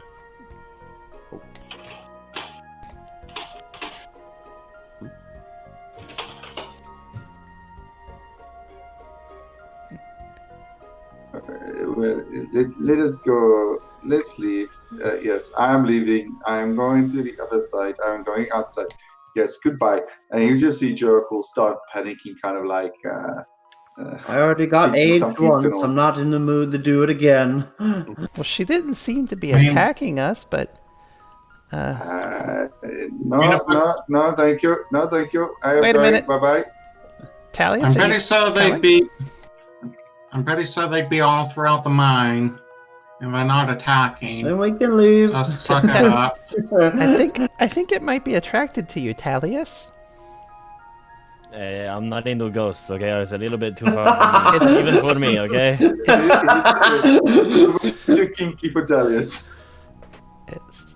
The ghost turns back into the material plane as it looks straight towards you, Val. Oh, God. You can see me? Yes? I have been wandering around these halls, and no one was able to see them. I tried to warn them. I tried to. But they wouldn't listen. They wouldn't hear me. Madeline, it's a nice ghost. Okay, you can be nice from a distance. And just to confirm, everybody can see her now? Yes, now it is in the... you know what? I'm okay with it still being in the material plane and talking to you. I like it even more, to be honest. I'll do that. So only you are able to see it, Valerie. Oh, okay. Only I It can see helps me a bit more. Yeah. Well, I will address her. Can I help you? I'm looking for my husband. He was here in the mines. Did he make it? Did he not? I don't know. What does your husband look like? Does he look like a statue? Why? Why would you say that? No, I don't know. What do you mean? And you see that she becomes kind of panicky as you're talking? What a question to ask. Well, it could be that he is around here somewhere. As Valen walks around talking to himself. I can help you if I can. Please, can you go look for him? He shouldn't be far. He was working the day that the mine came down to us. The mine's walls crushed us beneath. I will yell out to everyone. She says she's looking for her husband who was here when something bad happened. Maybe it's the guy up front. I will ask her. Is there a way we could know your husband? Is he wearing a helmet or something? You're looking at her, and this human lady in front of you wears a spectral pendant, yet a very significant one. As she turns towards you, this was a gift from his family. He carries the same sigil as that. You haven't seen that Valen onto the other man, and you are quite sure of that, because your passive perception is the best one in the group right now. I have 4 eyeballs. Yes. That's not a glasses joke. If he started, we'd have to call him start calling him Six Eyes. I know. Or 8. Well, he's got glasses for each one, like little monocles on his hands. I just start carrying crystal balls in both hands. It'll be great. So the sigil is something I don't recognize. I say to the lady, I have not seen that particular image around here. Do you know where he may be? Then, if you haven't seen it, then he might be alive. Oh, I don't know. I can feel him near, but I don't know where he is. He should have been in the mines. He is the inspector, the Like a foreman? officer. Yes, the foreman. Right. Thank you, Valen. Thank you very much. The foreman of this mines. He is usually checking on the other workers. Okay, I'm gonna have to hop off now. Okay, Hearth. No worries. We'll soon be wrapping it up. No worries. I'll let you know if you miss something else. Hope you had fun today. Yeah. Catch you later. Aside from the cult mimic of doom, that That Yeah. was fun. The That's a mimic weird way of doom. that's a weird way of saying highlight. But yeah, no worries, Hart. See you next week. Back to Valen as the ghost looks towards you. Maybe he's near. I can hear him still calling for me.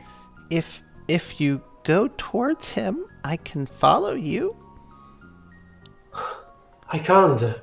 My body was here, and she kind of sews with her hands a little bit down below. Somebody took it with him. I cannot see it anymore. I cannot leave this place. I'm trying again and again, but the walls will not let me move further from here. This is where I died. This is where the wall fell upon me. Huh. I don't have any abilities to find a person very close.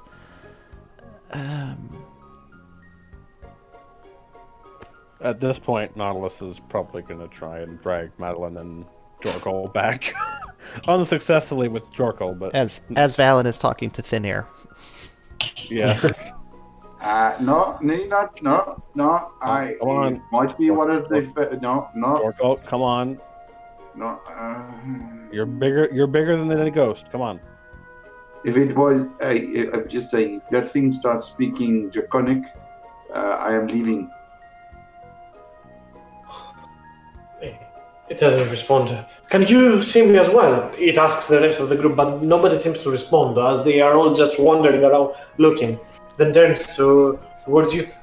How it is that you can see me, and yet they cannot. I have some special skills that help me, and I would like to help you. I'm not sure how. Look, can you? I remember that he didn't go through here. I remember that he went back when all of this happened. We were not close. I was doing my shift. Well, He maybe probably is nearby the entrance. Maybe in the town. Can you look for him? Out of character, you know that there was no one in the town that was left from that. Right. Okay. Maybe you can walk with me through the mine, and I will walk next to you, and we can see if we can help. And I am going to look at everyone. There, you can't see her, but there's a miner next to me, and she's looking for her husband, and I need to help her. May you start moving? I assume, right? Yes. As Valen seems to be speaking to this eerie lady, yet you do not hear anything, nor see of her. As you start moving backwards to the mines, at this point where she stands right there, you see as if an invisible wall is blocking her path, trying to move through it. I cannot go further from that. May I stare towards you, Valen? Can I use you to get there? I look over at Madeline. Say, Madeline, I would like for you to be prepared to help me. What if- are you doing? Your particular skills may come in handy in just a moment. And then I look at the lady, Ghost, and I say, I am your servant. and the ghost will try to grab at you and use its possession ability to try and use your body to, well, for reasons. So, Valen, do you fail the save automatically, or do you want to roll, like, try to resist it? I fail on purpose. Okay. And you see Valen just, his eyes from this yellow color that you can see him when he casts his celestial sign, when he uses his improved magic detection. His eyes just flare up with this light blue color. And I'm an NPC. Valen, you lose automatic control as you were looking towards Nautilus, Thanos, and Madeline for one time. Then, as you are going through a tunnel, they become so small as you can see your body from where you stand as you follow its movement as a spectral form next to it. As Valen now turns towards you. Hey, people, I am not your friend now, but I assure you, I mean no harm to him. I'm gonna roll insight on that. Go ahead. I second that with my advantage on it. Oh, Madeline, you have to roll with Turdok's disadvantage. Turdok's in the corner, like, was never my friend. Meh. I like this one. As you're not able entirely to read, I believe, right? Give me just a second. Yep, you're not entirely able to read it. You're not sure if that creature does what it did, what's best for Valen or not. Well. So what's your intent? Your friend allowed me to borrow his body so I can look for my husband. Yeah, that does check out as Valen, but we can help you. But she will gesture to like Jorkul, Talius, and Nautilus. We're a bit injured at the moment, and I have no intent to let this decision run us ragged. Please give us a moment, and then we will look for him. Okay, I can do that. Thank you. Out of game. She's a ghost. She has all the time in the world. Oh, she does. But Madeline's like, yeah, no, Jorkul looks like he could be knocked out any second. He's not going to pull through that. Well, I am possessing Valen right now, so... Oh, yeah. But I could break Valen like a twig. I mean, you can also cast Protection from Evil and Good and assist him, because that also helps. But yeah. So, you take your time as the spirit inhabiting Valen's body just assuming control of the human, just leans back against the wall. You do not look like people from Woodgate. I do not seem to know you. Have they asked for help? It's a bit odd. I'm actually from Woodgate, but we were told there were some issues going on. You can, Madeline. Oh wait, you didn't say. Oh, may I? What's your name? Madeline Dunmar. Dunmar. I've seen that name on to Verug's house. I was told that two ladies live in that house. I spent most of my time away in the Black Ops. I did not get a chance to meet you, but I know who you are. Well, it's a pleasure to meet you now. And yes, two ladies did live there, but well, I'm mostly just visiting, and the other one is off doing something. Well, thanks for helping me out. It is sad to see that all others here suffered a gruesome death as well. There's not much we can do about it other than find who's still alive and clear it out.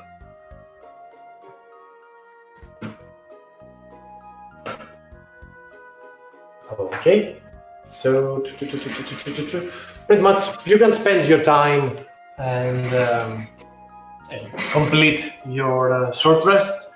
Valen, you can also roll He Dies for yourself. I mean, the ghost is inhabiting your spirit, but I'll give you control of your health and stuff. I am that kind. Hit points dice. All right, 24. Tenok moves forward, flies next to Madeline. What happens if Valen dies now? Does the lady die as well? Well, she's already dead. I just think she gets kicked out. Do you want to try? She will turn to him and then just kind of smirk. I mean, what happens if you die? Aha! Boomer! Tenok will fly away, not enjoying this concept. Well, let us. We go. Let us see where these people are. And Valen? Sorry, what should we call you, miss? Valen. Oh, sorry. That was, I assume, the name of the human. I am Elena. Alright.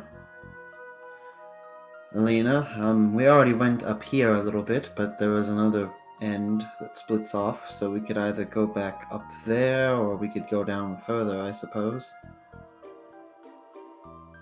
What does the rest of you think?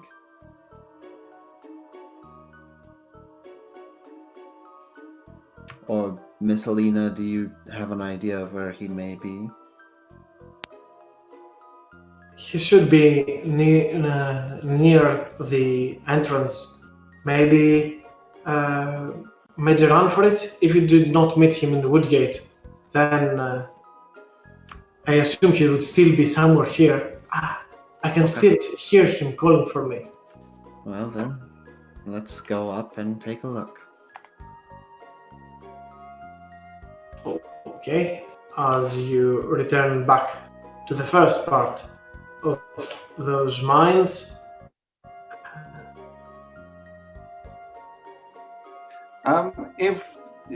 Remember what you said in the very beginning with regards to the tracks, and it seems like nobody exited, and there are some drag marks. Does it seem like the drag marks are going somewhere?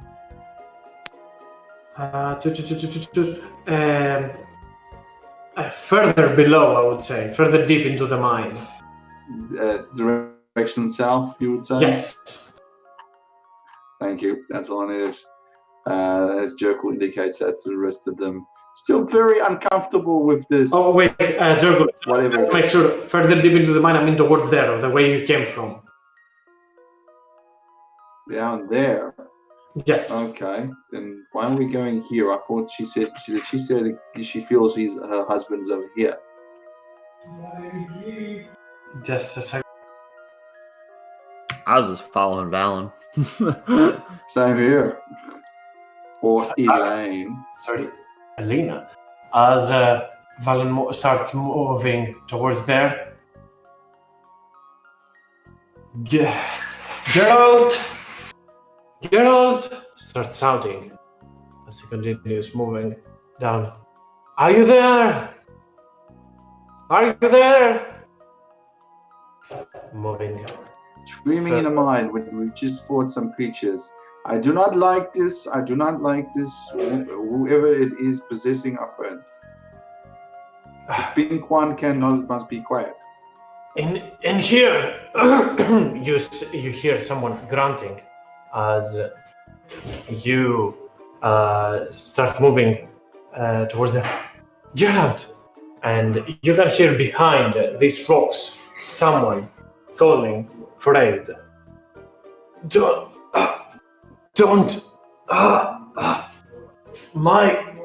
I'm hurt. I'm trapped. Can you? How did you survive all that? I'm coming, my love. And you'll see Valen starting to grow. Funny because he hears Valen's voice and he's like, what the fuck? Correct, sorry. It makes perfect sense. And okay. He sounds weirded out, but he says, hey, anyone, help me. help me, please. I forgot that. And slowly Madeline. I assume so. So slowly you start digging out that version. And at this point, I would like to call the session for this week.